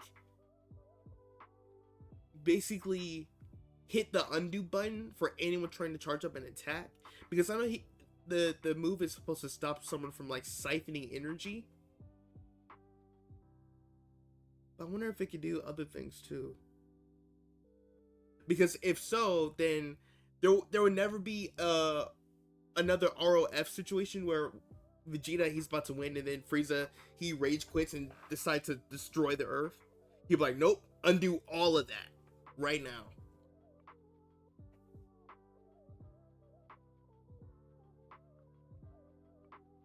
Basically, you can take energy from a person or environment. Ooh.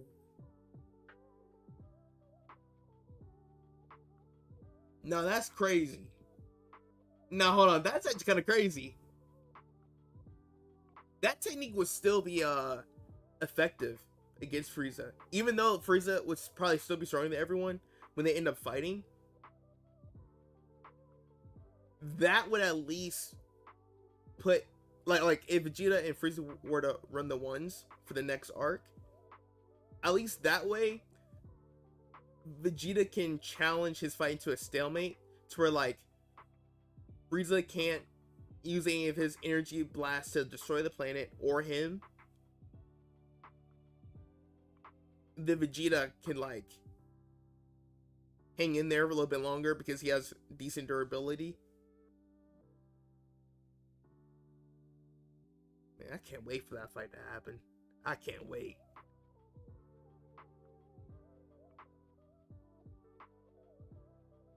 I can't wait, bro. Dragon Ball in general this year is just phenomenal. You got the video game, we have Daima, and then Daima, we have the Hall of Fame of the Toei animation animators coming back.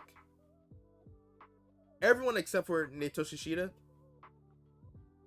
or at least that's what I saw online. I didn't see his name enlisted of being a part of the project,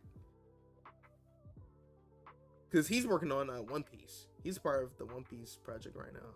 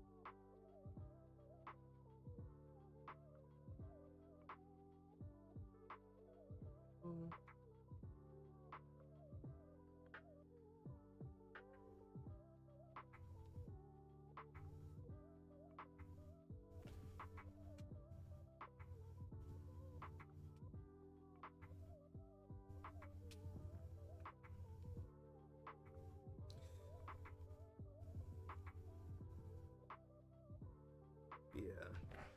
In the Granola arc, Gas was lucky that he wasn't really using any techniques that was like entirely like energy based. Because if he was, oh, that fight would have been over quick. Like when Vegeta and Goku when they 2v1'd Gas, bro got lucky.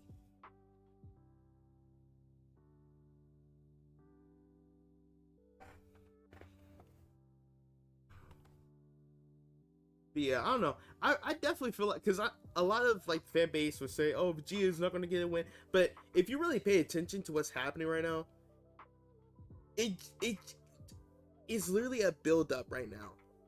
Like between his 1v1 with Goku, he's thinking more about like his previous fights with all his other opponents. He talked about Jiren. He started to take time to understand like, oh, why he lost that fight. Goku, he's just basically chill. He's in the background like, okay, yeah, we lost, but we won. It is what it is. Looking at Vegeta like, why are you meditating, bro? I feel like this build up, it's not for no reason. That's all I'm saying.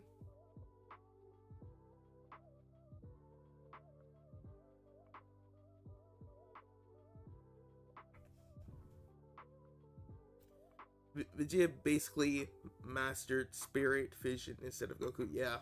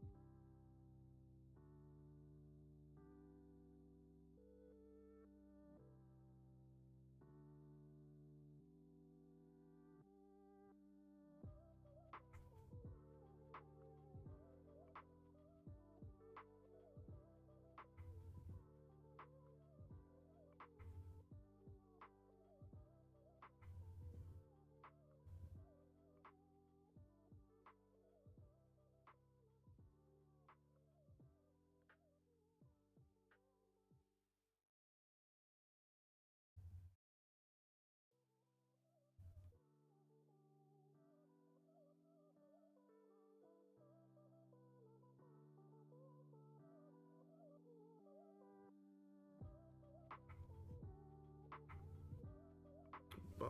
There we go.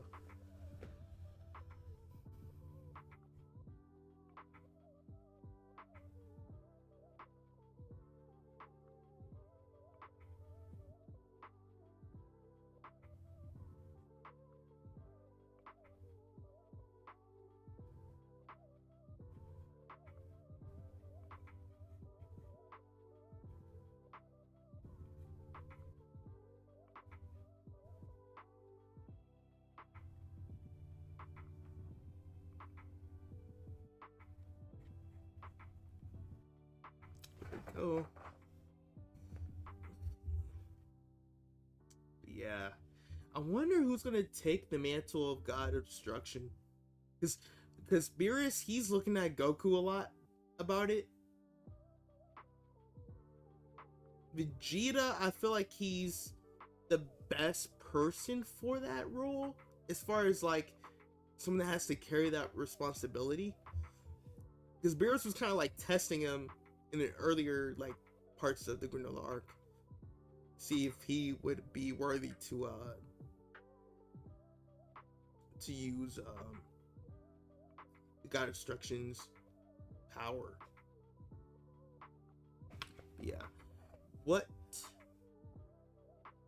would be my what's my favorite villain? What's my favorite villain? Who's my favorite villain, you're saying? If we're talking about Dragon Ball, I said Cell before, because it used to be Cell for a while. But I feel like the impact of like what villain has had in the story, I would have to give it to Frieza. Well, at this point, Beerus would kill them if they refuse. You think so?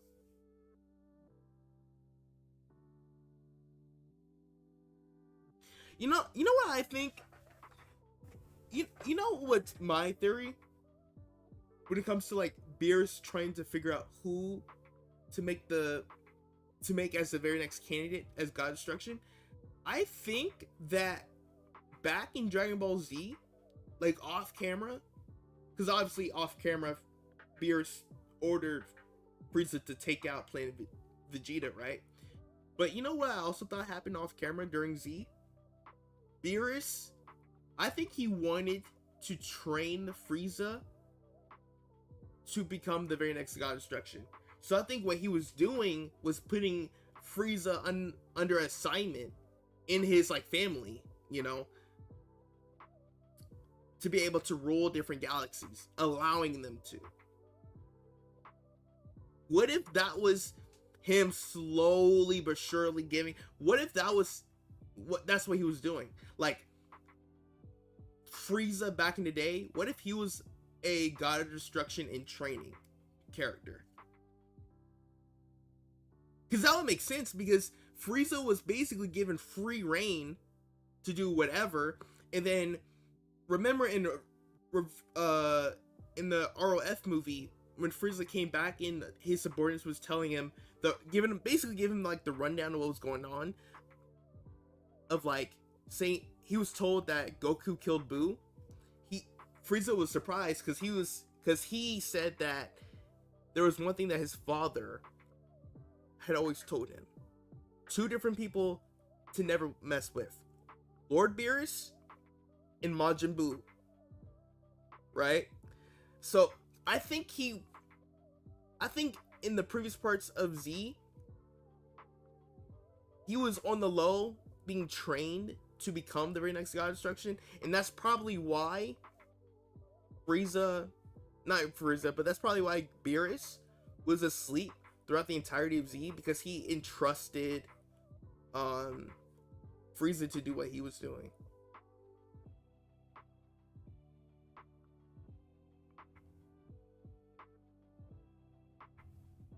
Now that'd be crazy though. Like imagine in the next arc in the manga, because in the Granola arc, Beerus finally spilled the beans and said to Vegeta, I ordered Frieza to destroy Planet Vegeta. But like, isn't a God of Destruction the only person that's permitted to destroy planets? Right? Isn't that the rule? I think in the next arc, he might spill the beans and say, oh, by the way, y'all need to beat Frieza, because you know why?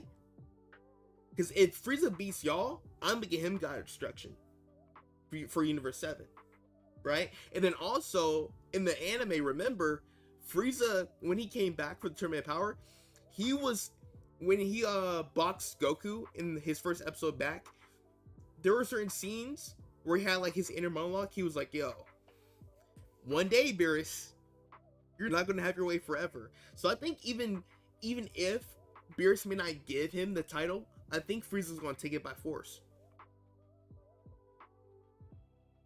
Somewhat they help maintain order. That's what I'm thinking. Yo, Toyotaro, please cook. The next few chapters, please cook, bro. He wants to go after Zeno. Now, the thing is with Zeno, I think he understands that even with Zeno, I think he knows his place as far as like he can't bark up the wrong tree, try to mess with the angels and all that, because angels, they're not able to really interfere. They can't interfere in anything. That's why they train God Destruction, for them to interact with the world. Because we saw what happened to Miris with the Moro arc. He decided to interfere to fight Moro. He died. So angels aren't supposed to, do anything. Zeno could, though, if he wanted to. Like, if Goku really wanted to, he could push the Zeno button, and he's like, yo, Zeno, please. Frieza is kicking our butts right now. Help us. So low-key, Zeno could show up and, make it happen. But that would be an interesting plot twist, wouldn't it? Like, the entire time, Frieza was actually a God of Destruction in training. Which, oh man, you know what's another situation that happened that would even further back up that theory? In Battle of Gods, when Beerus woke up and Whis gave him the rundown of like what has happened while he was asleep, when Whis told Beerus Frieza died, he was surprised. Like, he was completely surprised. And I think after hearing the news about that, and then he obviously had that dream about a Super Saiyan God, he was in pursuit of looking for that Super Saiyan God to probably make that Super Saiyan God the next God of Destruction. Or we already know he was looking for a rival. He was looking for a rival, plus he's trying to find someone to take the mantle. So maybe both of like those goals for Beerus, maybe that's like one and the same. So maybe the Super Saiyan God he was looking for, he will make that person God Destruction, make that person his rival. He'll fight that person.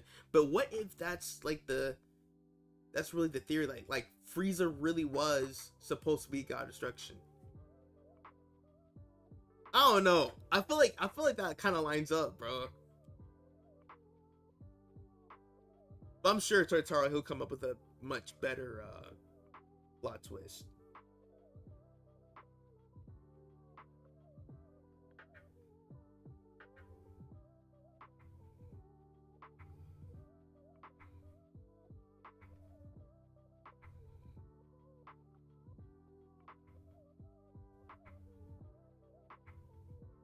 And then like another reason why Beerus, he's trying his best to like put more pressure on Goku or Vegeta to become stronger, not only to defeat Frieza, but to make them the gods, the next gods of destruction, because humanity, he's like, Beerus is taking more of a liking to humanity, and like he understands, oh dang, I would want someone that's more in tune with humanity. Because I remember in the Broly movie, he was kind of uptight about everything, and we started to see, like, in the Broly movie, Beerus was starting to grow a little bit more soft. He was becoming more soft, because when he was babysitting Bola at the end of like the fight between Gogeta and Broly, he was relieved that Goku and Vegeta were able to work things out, and then he kind of smiled when he looked at Bola. I don't know, man. Am I cooking? I don't know. But I don't know. I think that's interesting though. Like, what if?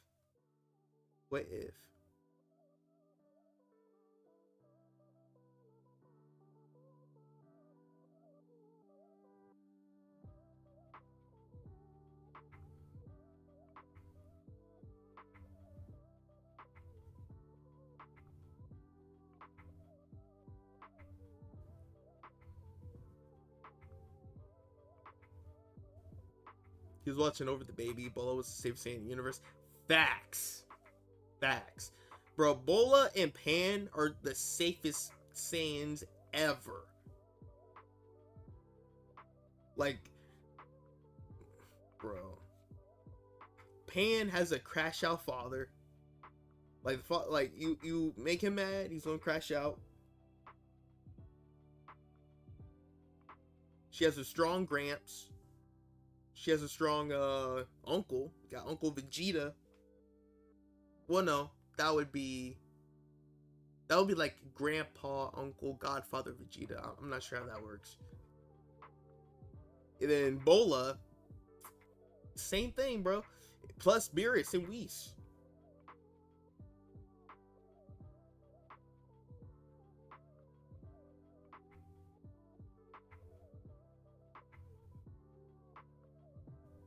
Yeah. There's so many different ways they can go about it. There's so many ways they can go about it. I wonder what's gonna happen.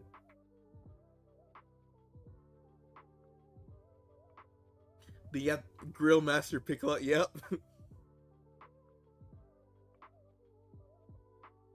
Then he's strong too. Man, kids are good, bro.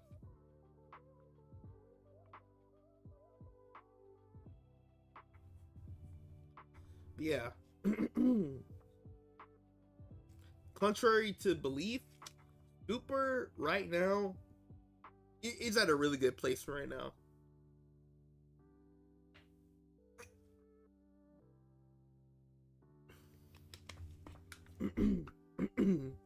Like, some people, because you used to have people that are like, oh, Super's not like Z, it'll never be anything like Z. Z is so much better, Super's trash. Especially the whole thing like, oh, Super's trash. Like, right now, man, I don't know if you can say that right now. Like, Super right now, they're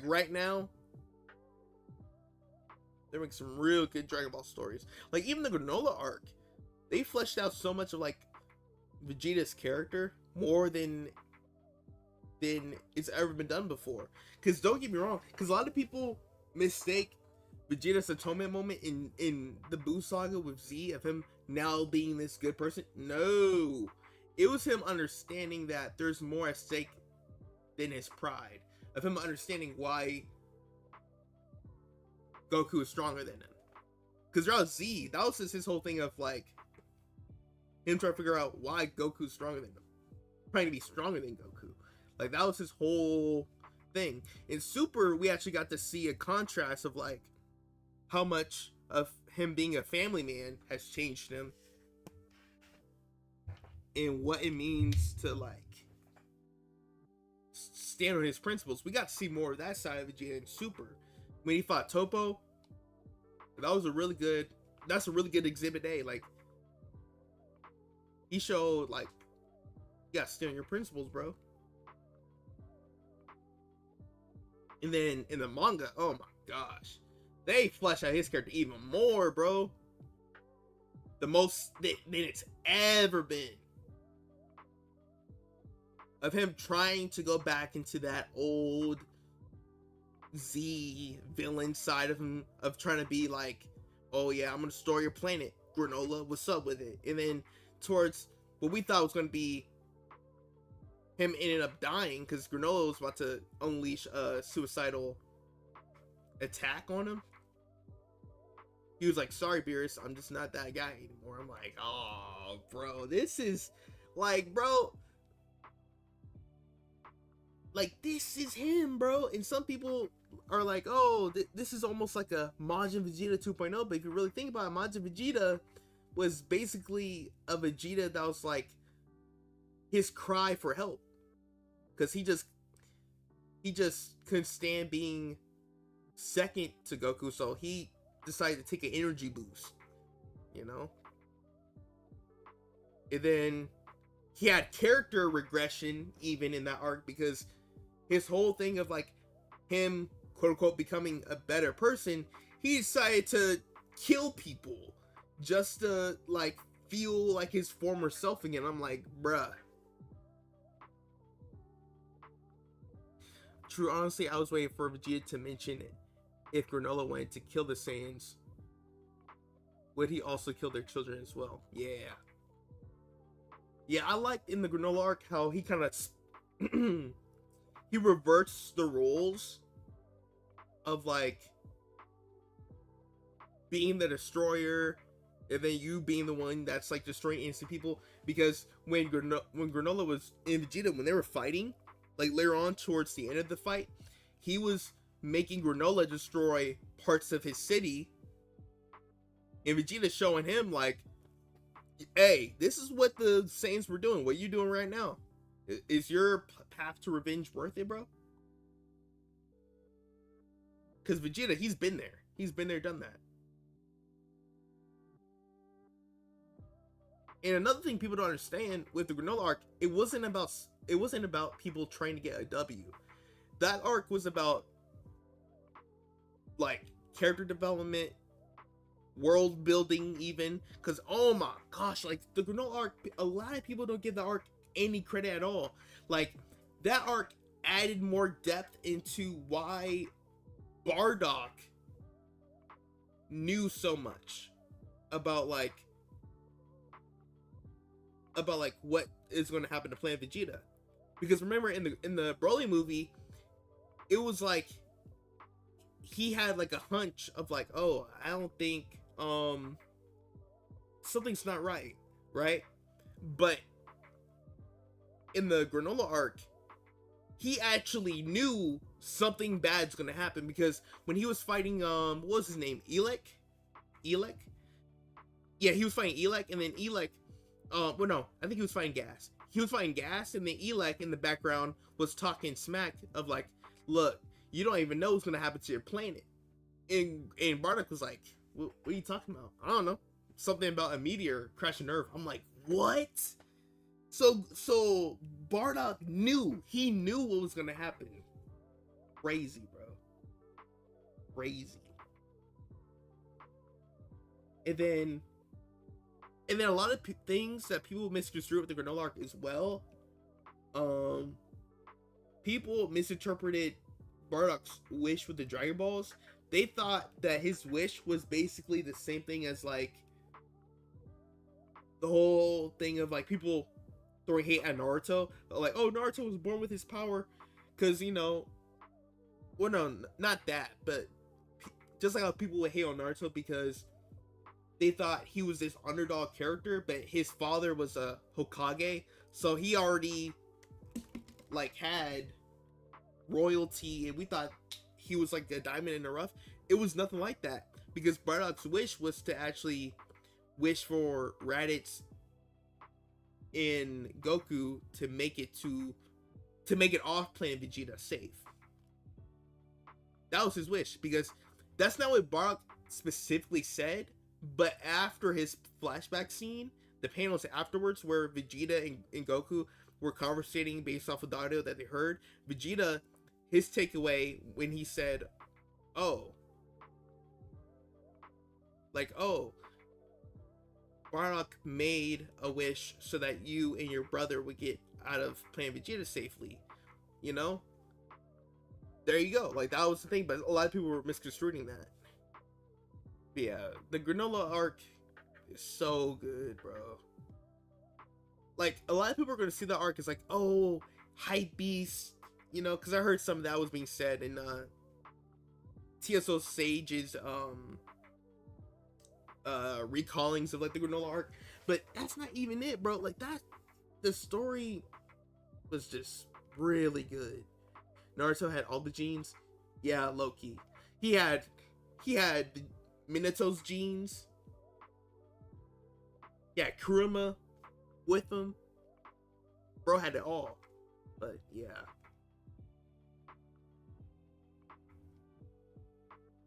The only thing that I can understand for like if someone has an issue with the Granola arc, the only thing that I would give credit would just be the whole thing of making another villain that becomes the strongest, or making another antagonist that uses the wish to become the strongest. But even with that, I'm surprised villains in Dragon Ball haven't gone that route before. Like back in Z, it was always villains trying to wish for immortality, but not being the strongest. Like if I was a Dragon Ball villain, I would do that. In the world, I wish to be the strongest.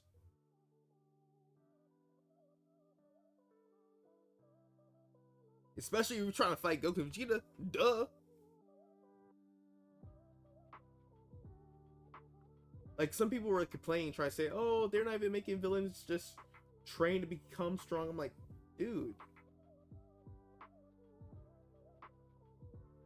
we literally just got Frieza in the end of the arc saying he was in the lab for 10 years. Like, what we talking about? But yeah, based off of my tangent, yeah, I like the Granola arc.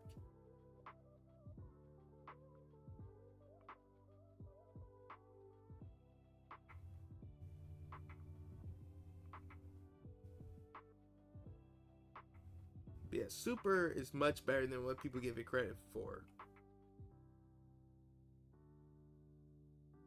Just have a worm and a needle in hand. Yep. A worm and needle a day keeps Goku away.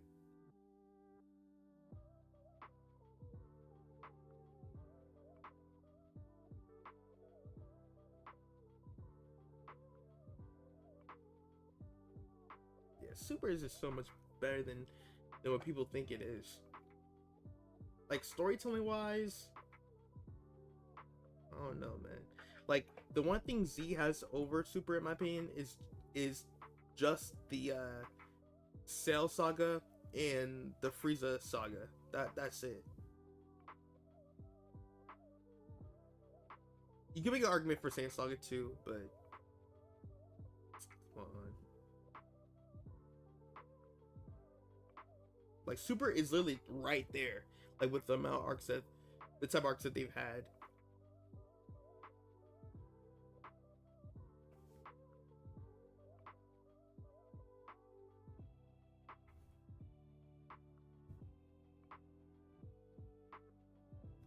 Yeah. My only thing, when Super comes back, my only question is just for Tarotaro, will he continue after Goku and the rest of Z Fighters take out Frieza? Will he look into doing another tournament power arc? Like, that's my only thing. Because if they do, if he decides to make another tournament power arc, I want Hit to get his get back on Jiren, because that was crazy. They nerfed this man like way too much. Jiren got bailed out in the arc, in my opinion. If Hit was allowed to use his assassin moves, it would have been over. It would have been over. And then the manga, oh man, I don't even want to. Maybe it'll be another story. Yeah, maybe. But in the manga, Hit he got done in the worst way, bro. Goku and Vegeta, not Goku and Vegeta, but Goku and Hit, they double teamed. They 2v1 Jiren. Hit was talking to Goku like, look, I have this move, Goku. If I make this work, I think I'll be able to take him out. Goku basically said, wait, you want me to team up with you? Yeah, never mind. I only give Faith on a one-on-one out of nowhere, and then Hit was getting beat up and he got taken out of the stage. He was taken out of the ring.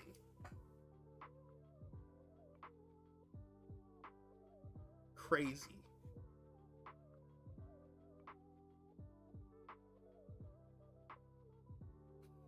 Yeah, maybe it'll be another story. Probably. It just depends on what like story-wise, like what did both Totaro and Toriyama agreed to create for like as far as like what stuff that they decided to write ahead of time. I'm not sure how much they were able to work on together ahead of time, because maybe Akira Toriyama said to him, Like, look, I'm just gonna focus on Dragon Ball Daima. I'm just gonna put all my efforts into this. I'll just write down some notes of like what stuff should happen, plotline wise, for the rest of Super, because Toyotaro, like, for a while he was doing pretty well. So I think Toriyama, he just started to trust Toyotaro more and more to work on some of the stuff himself.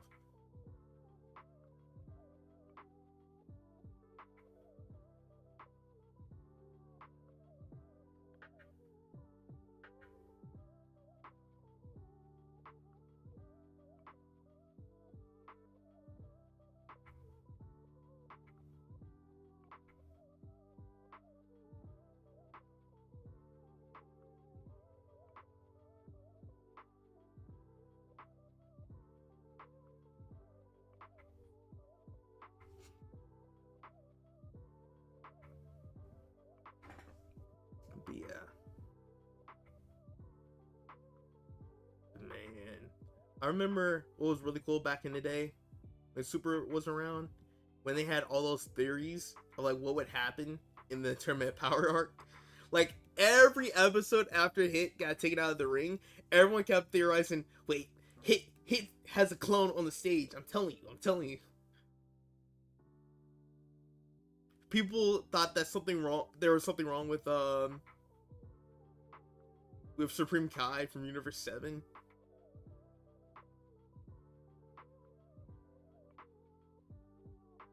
People thought that Jiren had Ultra Instinct. All that.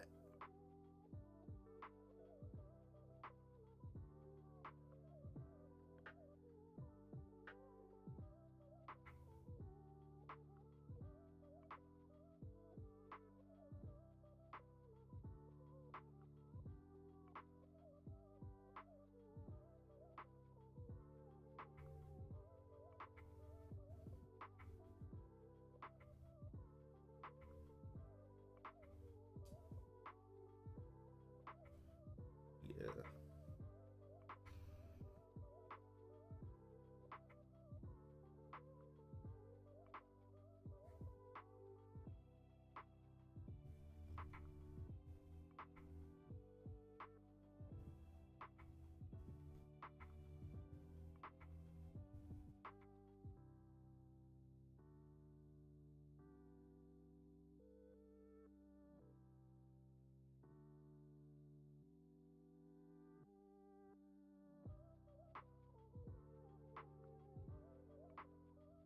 There we go.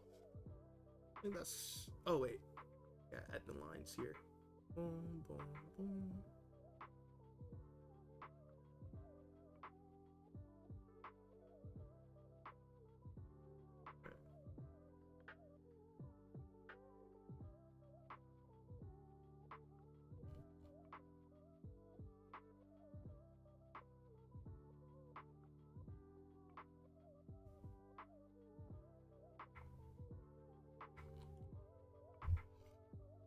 All right.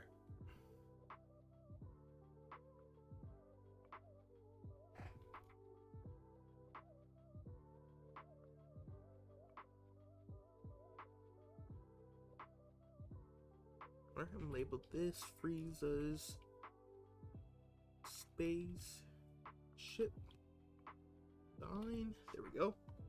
Oh wait, I misspelled that.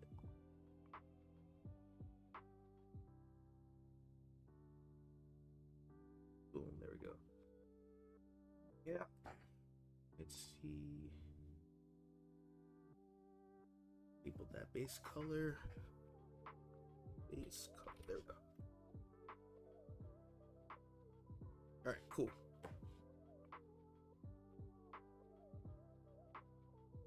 Alright, now I need to figure out the colors that the ship had. Is that black? Yeah, it's black.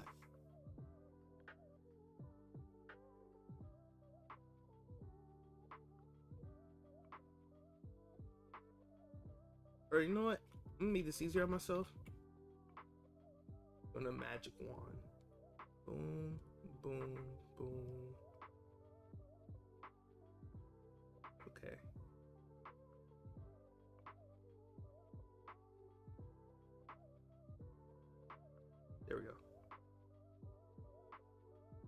Hey, imagine if Goku took over Frieza's empire after his death. That'd be crazy. That'd be crazy. I could definitely see, like, in the main story, I could definitely see something along the lines of, like, Frieza's empire, like, everyone that was a part of it.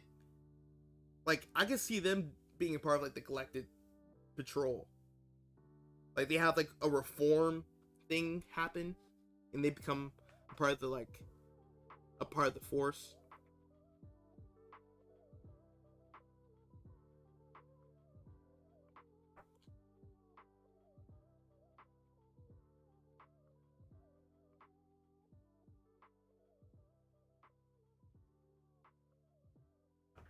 I could definitely see something like that happen. Um,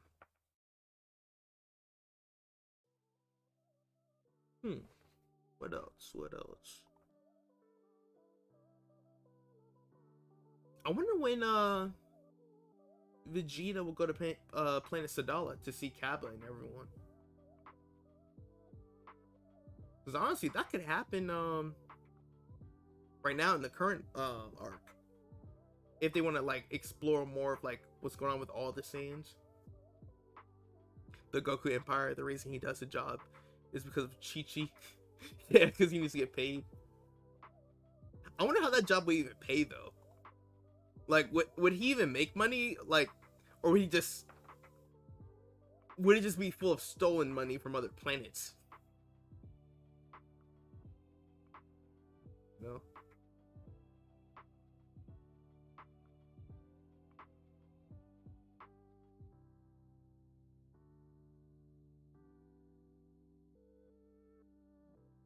Like a dark blue. Okay. With like a dark blue for the windows, or for the small little windows. Yeah.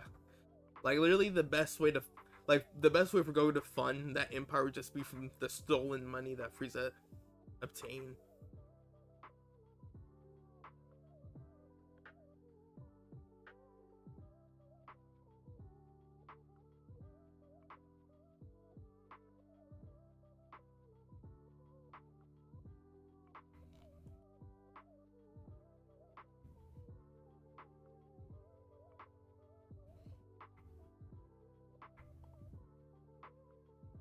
Oh, wrong layer. There we go.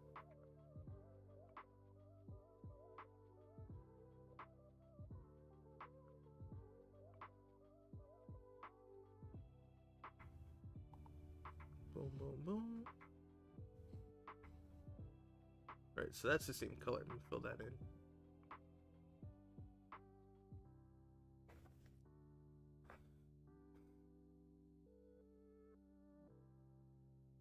Oh, shoot. Let me erase some of that.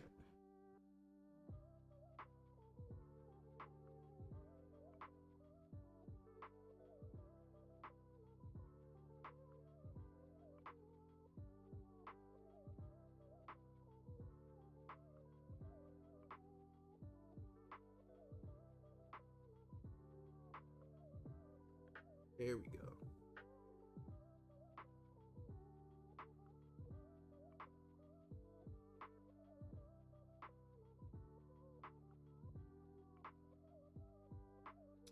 Yeah. Dragon Ball in general, though, it's definitely in a good place right now.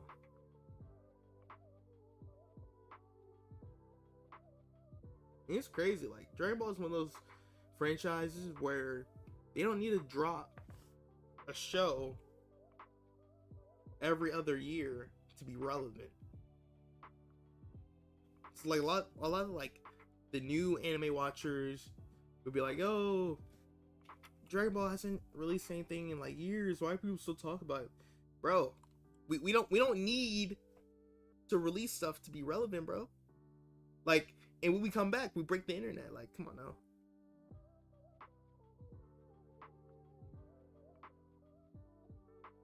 But hey, I'll make the rules. That's just how it is.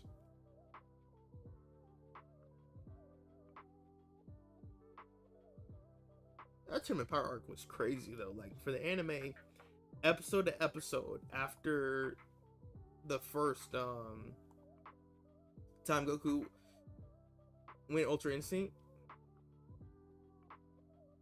every episode after that was doing numbers.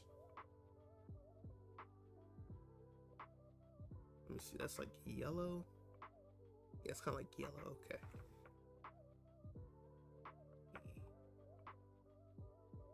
This, there we go.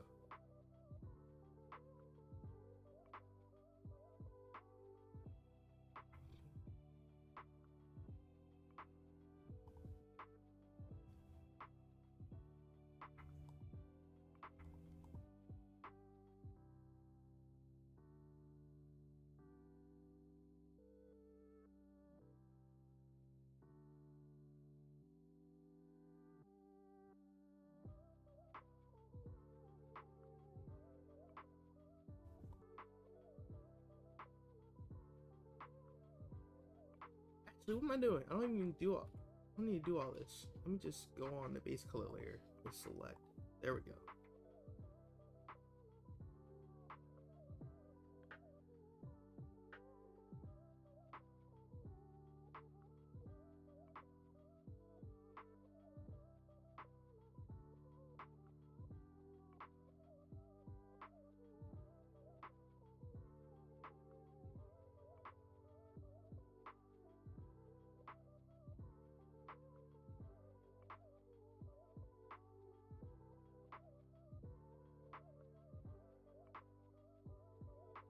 Lasso tool that. There we go.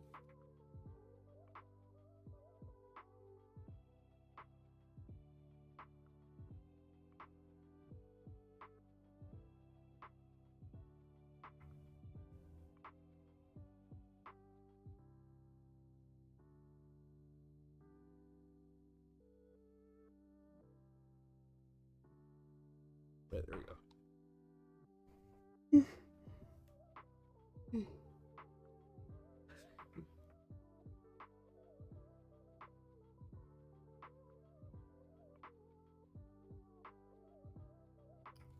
I think that is like orange up on the top. Put that in orange.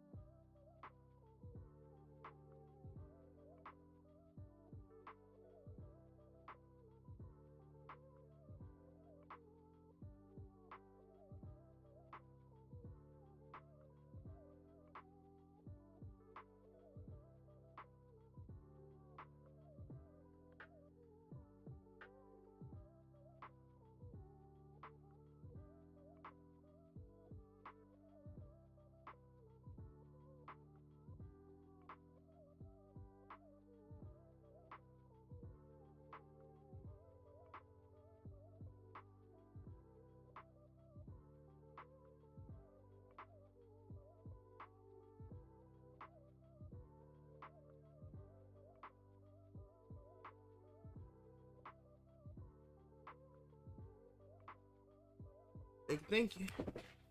Almost done. Almost done.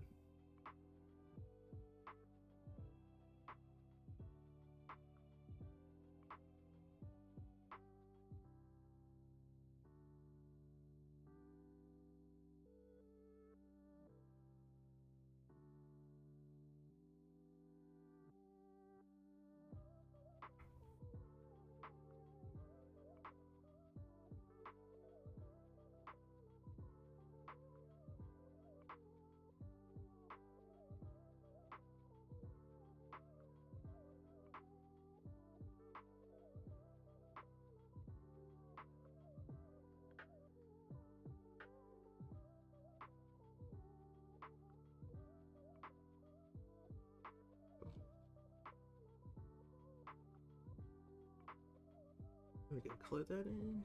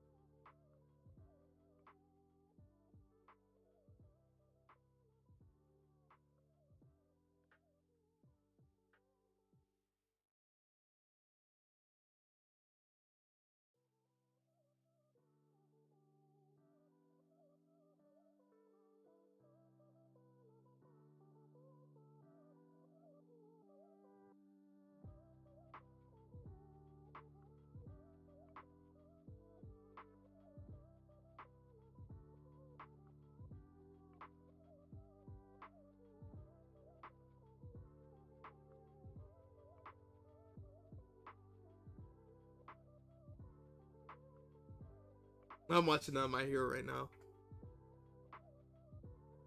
I just have it so that it's not like you can't hear it.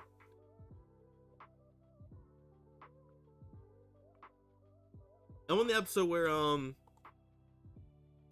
it's called Relief for License trainees. So basically it's kind of like a filler arc after when they defeated Endeavor. They're just goofing off right now.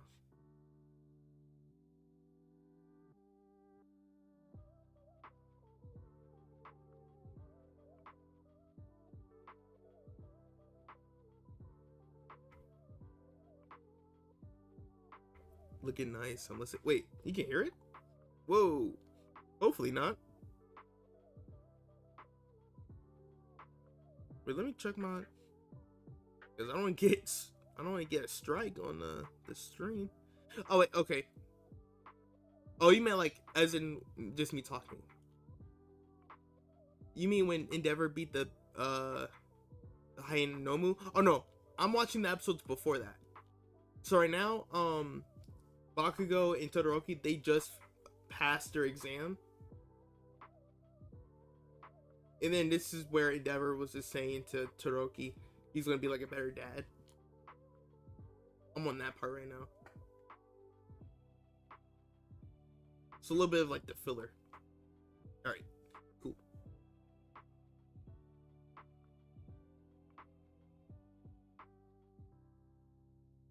Alright, boom.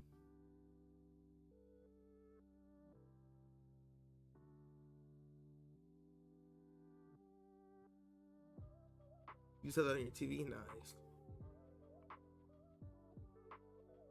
I forget how many seasons My Hero has. Like, we only focus on like the main stuff. For some reason, it's easy to forget. No joke. Oh wow.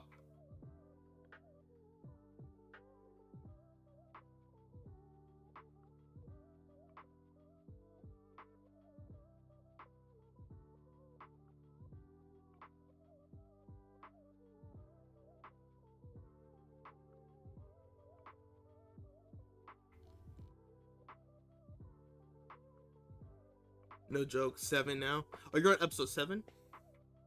Or are you talking about the amount of seasons? Yeah.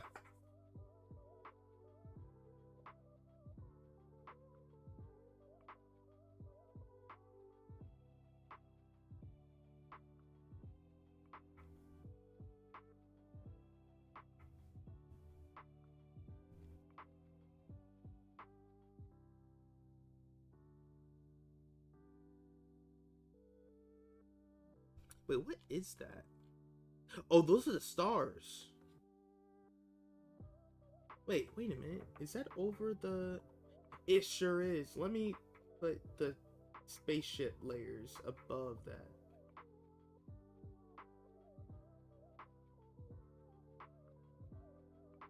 There we go.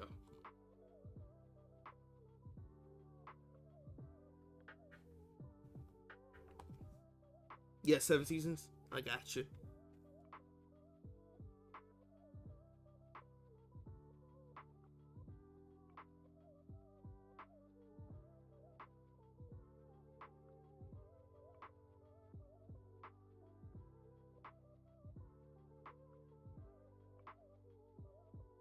Wow, that's crazy. They really made...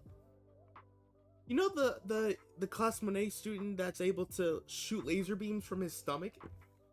Like, I just got on the scene where he was basically stalking Deku. They really, like, made sure, like, you knew there was something about him to worry about. That's crazy. The foreshadowing.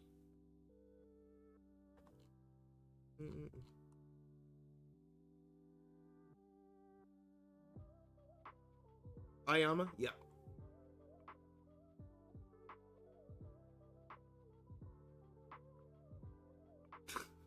Why did I forget his name? Literally, like on my end, Deku just said his name. Yeah, the fact he appeared on his leg. Yeah. And I can't talk today. But have you caught up with the show? All the way up to the recent episodes? Because if you have, then I'll actually say my thoughts on just Ayama being weird. We think of it, quirks are adapted to a person, so Izuku stood out to him when he damaged his body. Yeah. Oh, you caught up? Okay, cool. Dude, the fact that we know that he's a spy, like now, it makes sense when you think about it. Like all this time, like I didn't really think much of the Ayama scene in this episode that I'm on right now, but no, that was to show you, nope, you gotta worry about him. And that's really cool too. Like, we get to rewatch the show. Like, at first you're just like, oh, I don't have to, there's nothing to worry about. But you look back and you're like, oh shoot, no, this is actually something to worry about. That's really cool, like how they keep that continuity in.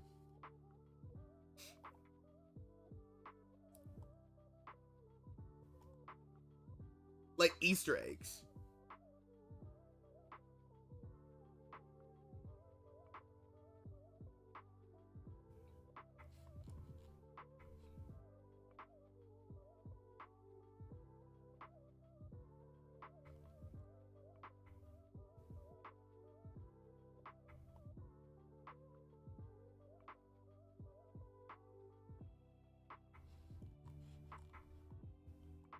Boom. Deku's work at McDonald's. He's unwilling spot. Yeah, I remember like his circumstances, but it's cool to see like they just made him look honest for you to already know then and there. You need to like keep his character within like your, if you have like any theorizing, like if you have any theorizing like moments when you're watching the show, he's someone to think about. He was in prison during that time. Oh yeah, that's true.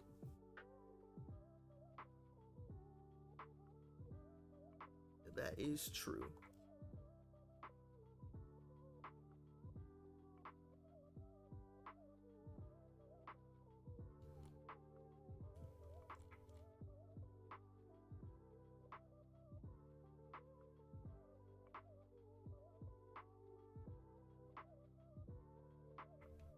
Izuki be a body trainer at 16. He moved the truck off the bench on sand. Physically, he's a... Yeah. He even surprised All Might. Because All Might, he was expecting him to move all that garbage. Like, He did more than what was asked of him, because All Might only told him to remove some of the trash of the beach. He removed everything.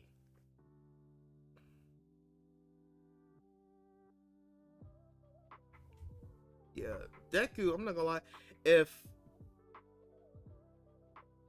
he doesn't end up being like the greatest hero, he would be the greatest teacher. Like, easily.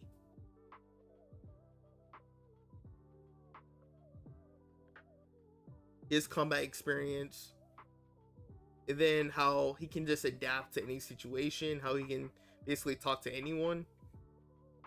He's the perfect guy for that job.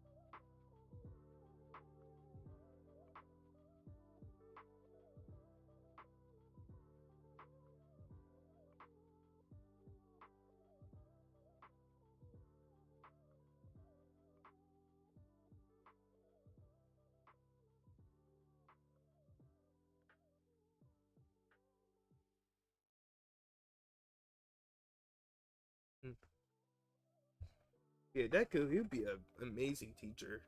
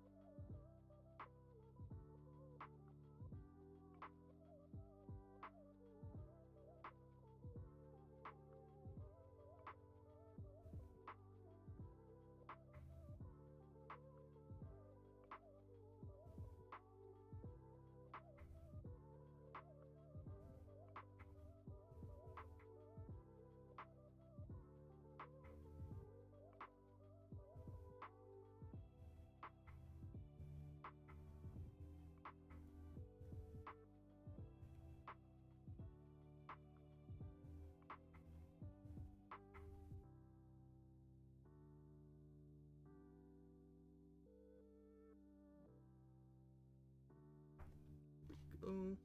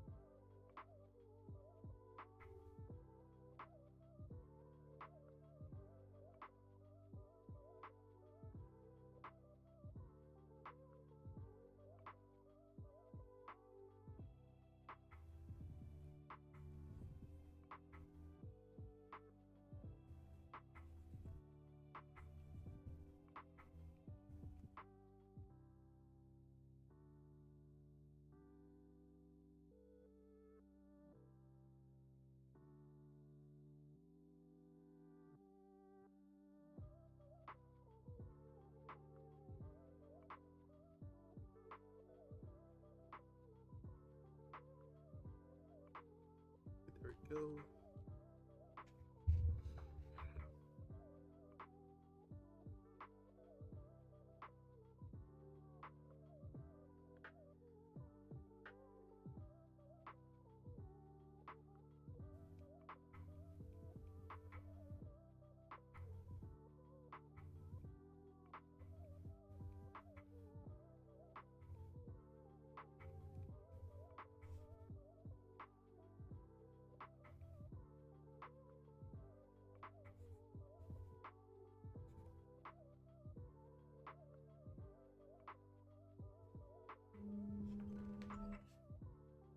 Oh, sorry, 9 o'clock? Sheesh.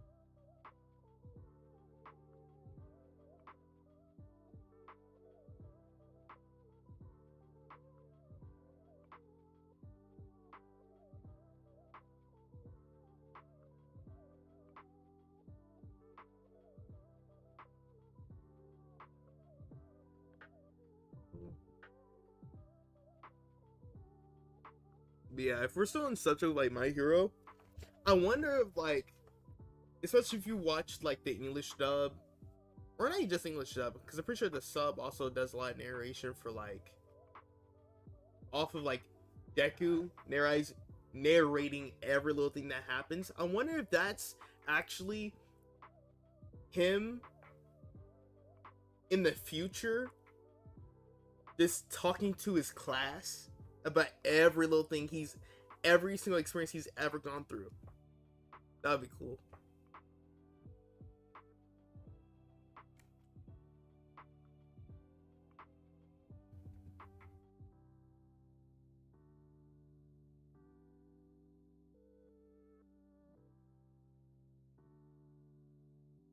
Oh, it definitely is. Yeah, that's what I'm thinking. Like, because every single like intro, especially throughout season 1 and 4, he'll always start it off with him saying, "This is the story of how I became the greatest hero." You know, so it would make sense if that's him actually saying that to his class every time. Like the class always asks him a story, like, "Oh, can you hear more about your experiences?" And he's like, "Oh, how I became the greatest hero? I got you."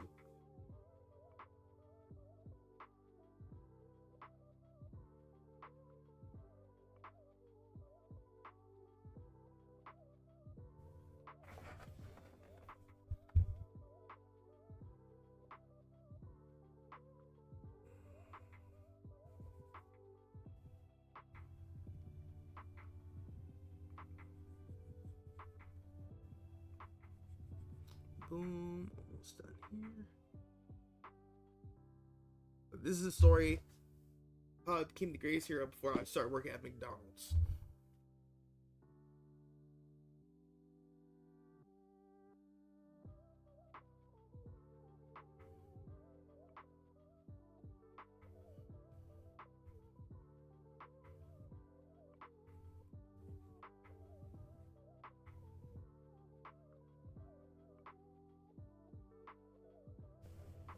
He's telling this to his own class. "I'll tell you, but you have to finish your homework assignment." Yeah, exactly.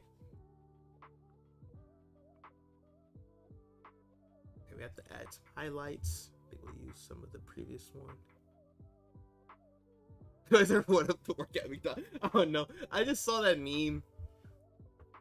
Like, every single time people mention Deku, they always say, "Oh yeah, bro's gonna start working at McDonald's now."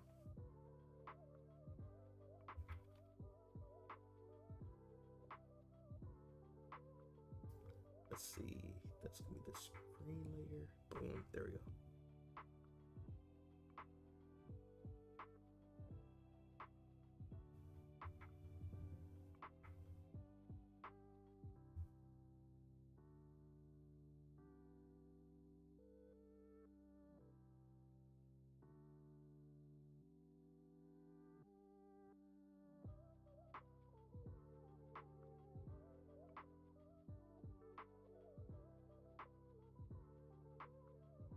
Boom. There we go.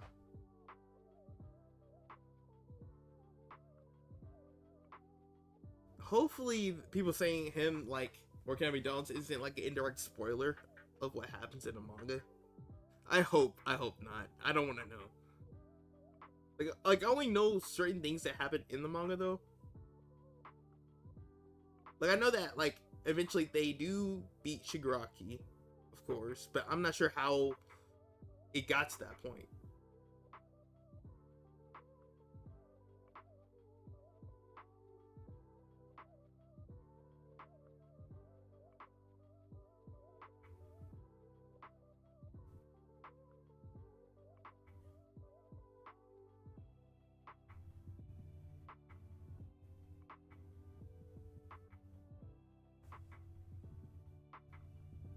It was wild. Oh, okay. Bet. Like I remember, I think I asked someone in the comments. It may have been you. I was asking someone if Lemillion, if he was doing anything, like if he was putting in work later on, because right now it's season 7 on the episode that I'm on. You know, we still don't have Lemillion. Like I'm just assuming he's just with Eri right now, protecting her because she is an important asset. They need to play You Say Run into that scene. That was a callback to the slime villain.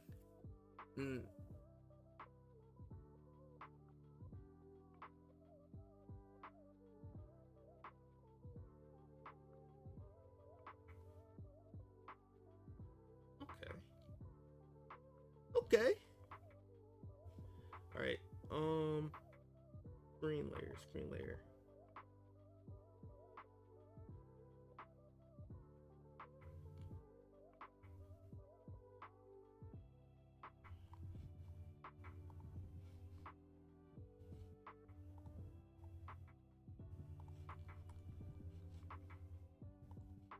Lemillion, yes. Nope, Ares somewhere else with the civilians, but he could only do so much. Oh, okay, got you. Oh, okay, so Lemillion, okay, cool. Because I'm like, bro, I want to see my boy put in work. I wonder if he got to run the fade with Shigaraki.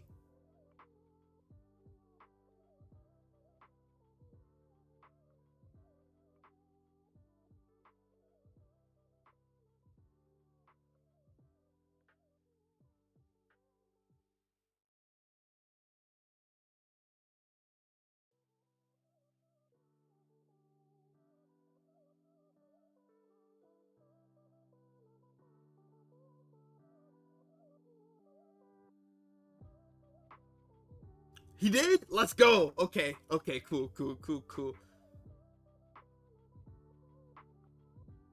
So I'm like, bro, y'all better give this man screen time. That's all I ask for. That's all I can ask for. Like, since he's back with his quirk, just give him some screen time. He doesn't need to win against everybody, but you know.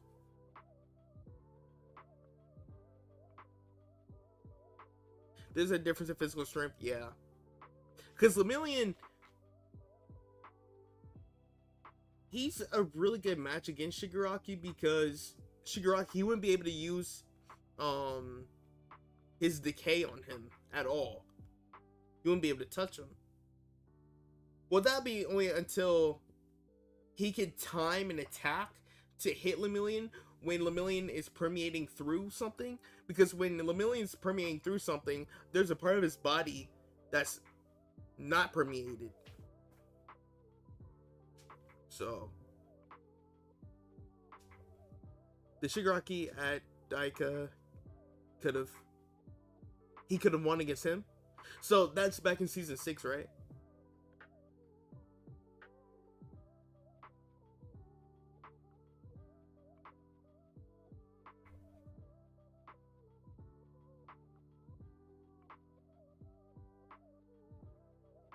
Well, Shigaraki's smart, so he could notice a pattern. Right. And that's something I assume would be the Lemillion's only downfall. Is that if someone tries to time an attack to catch him off guard. That's really the only thing that they can do, though, at the same time. Like though that would be a strategy to take out Lemillion, that's the only thing someone going against him could do. And that's the thing that, like, Lemillion knows someone would try to do, though. Try to, like, anticipate him going in and out of different areas when you destroy the city. Back in season 5. Okay.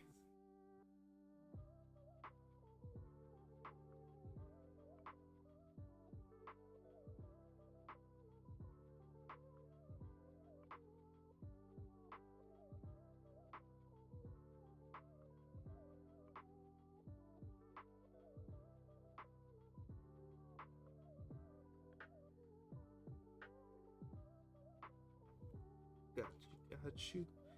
Let me see. Dang, that color is all the way back there. There we go. Found it.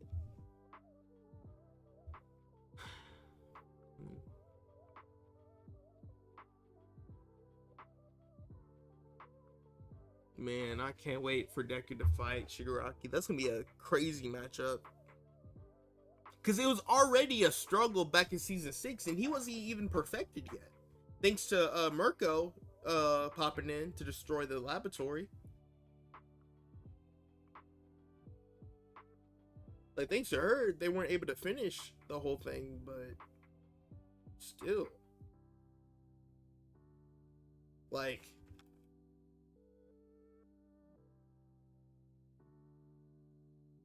I feel like their best chance to, well, nah, because season 6, I'm not gonna lie, it kind of felt like the heroes were just greatly understaffed.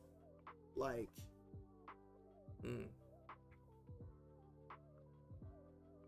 Chat, I'm watching My Dear Friend, and what that is that show crazy? I haven't heard of that show before.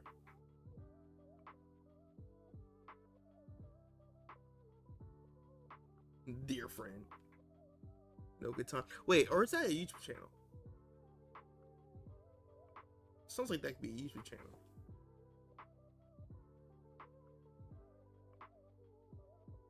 How most of them were decayed, yeah. Oh, it's even the show. It's new. Oh, it's a new show? Okay.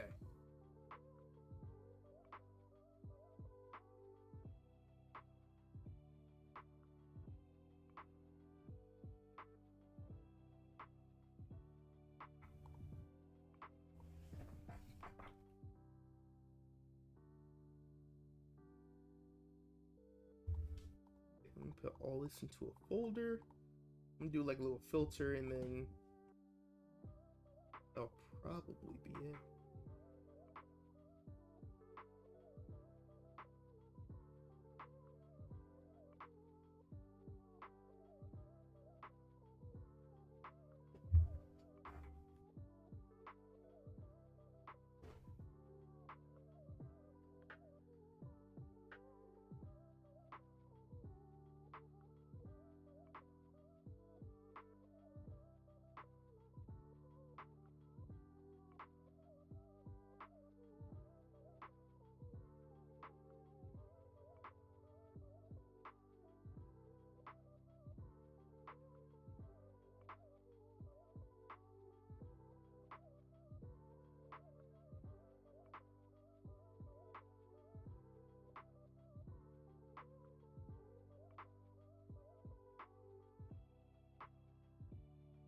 Watch it on YouTube? Nice. Okay, got you.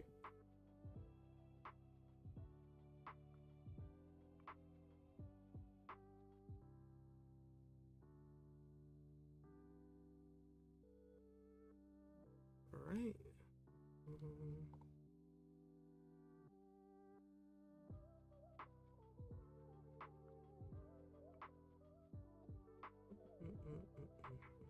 What type of genre is it though? Is it like sci-fi, slice of life?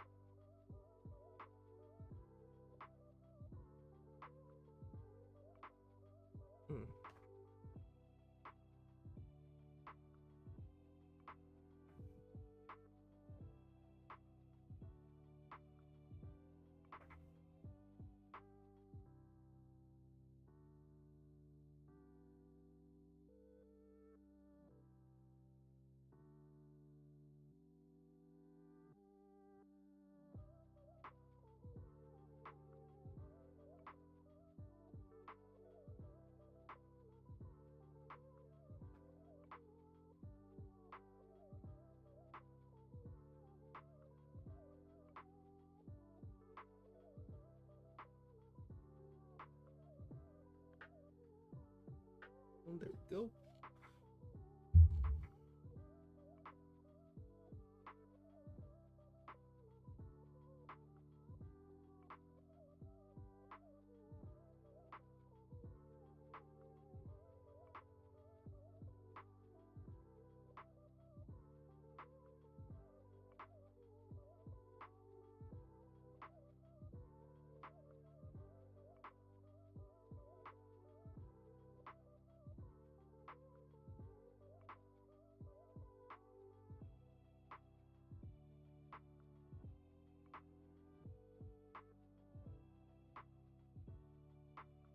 So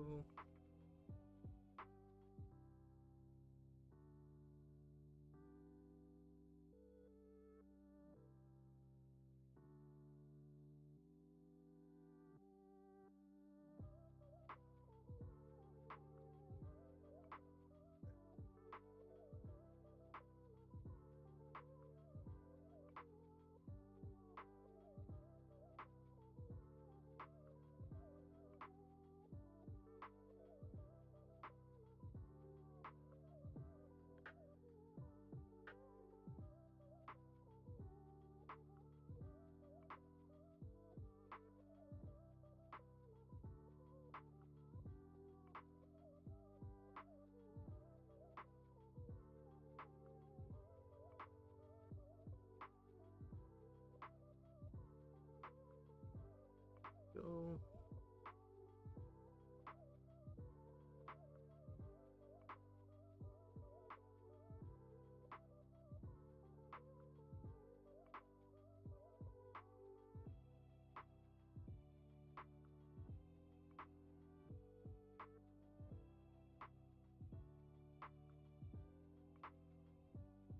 Does that kind of look cool? But nah.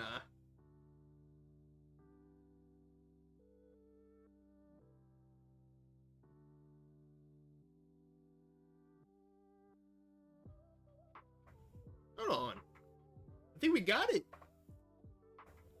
Yo. What do y'all think?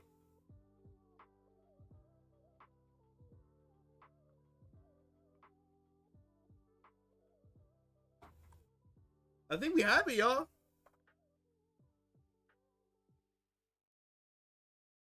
Man. All right, let's see. How long have we been streaming for? About 3.5 hours. That's not bad. Not bad at all. So I present to y'all Black Frieza from one of the best mangas out here, Dragon Ball Super. This didn't take me that long.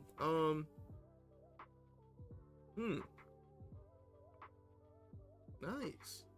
But yeah, definitely one thing I'll say though, I really loved how I did the like glossy effect for Frieza's head. Like that's what really got me sold into like just this character drawing alone. Then everything surrounding it, I just wanted to make sure it would hold up to par. But yeah, this is about it, y'all.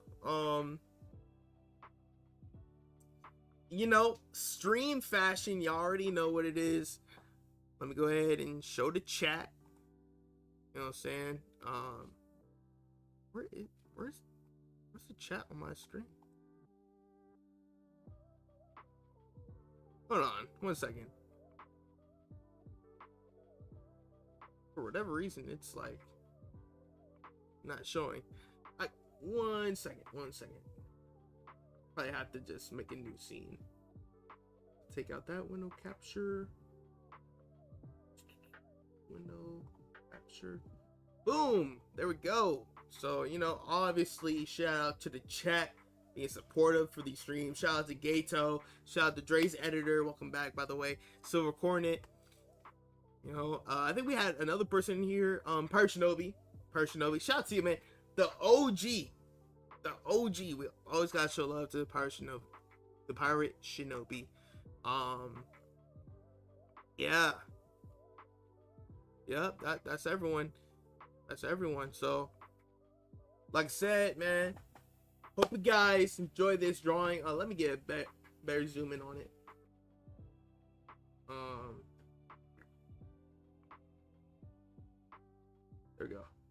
There we go. Yeah, I know Pirate left, but shout out to Pirate, man. Pirate Shinobi. He stays up super late watching these streams. So he even just showing up for a few minutes is crazy enough, bro. Don't forget, Lisa. Yep, I got you. Klingy, I got you. I got you. I got you. But yeah, you know, for the YouTube version of this, I have so many drawings I have to edit. Like so many time lapses I need to edit, post it not only here, Instagram, YouTube Shorts. I got a lot of work to do, not to mention some more Ace of Diamond reactions. But hope you guys enjoy this stream, man. This video. If you guys have more requests, please put them down in the comment sections down below. And until then, see you guys next time. Mike Jump Street out. Peace. Look, man, y'all have a good night, man. I got you though. Silver comment, I got you. I'm gonna check out Klingy, that song. But yeah, man, we out this thing. You're out. Y'all have a good night, man.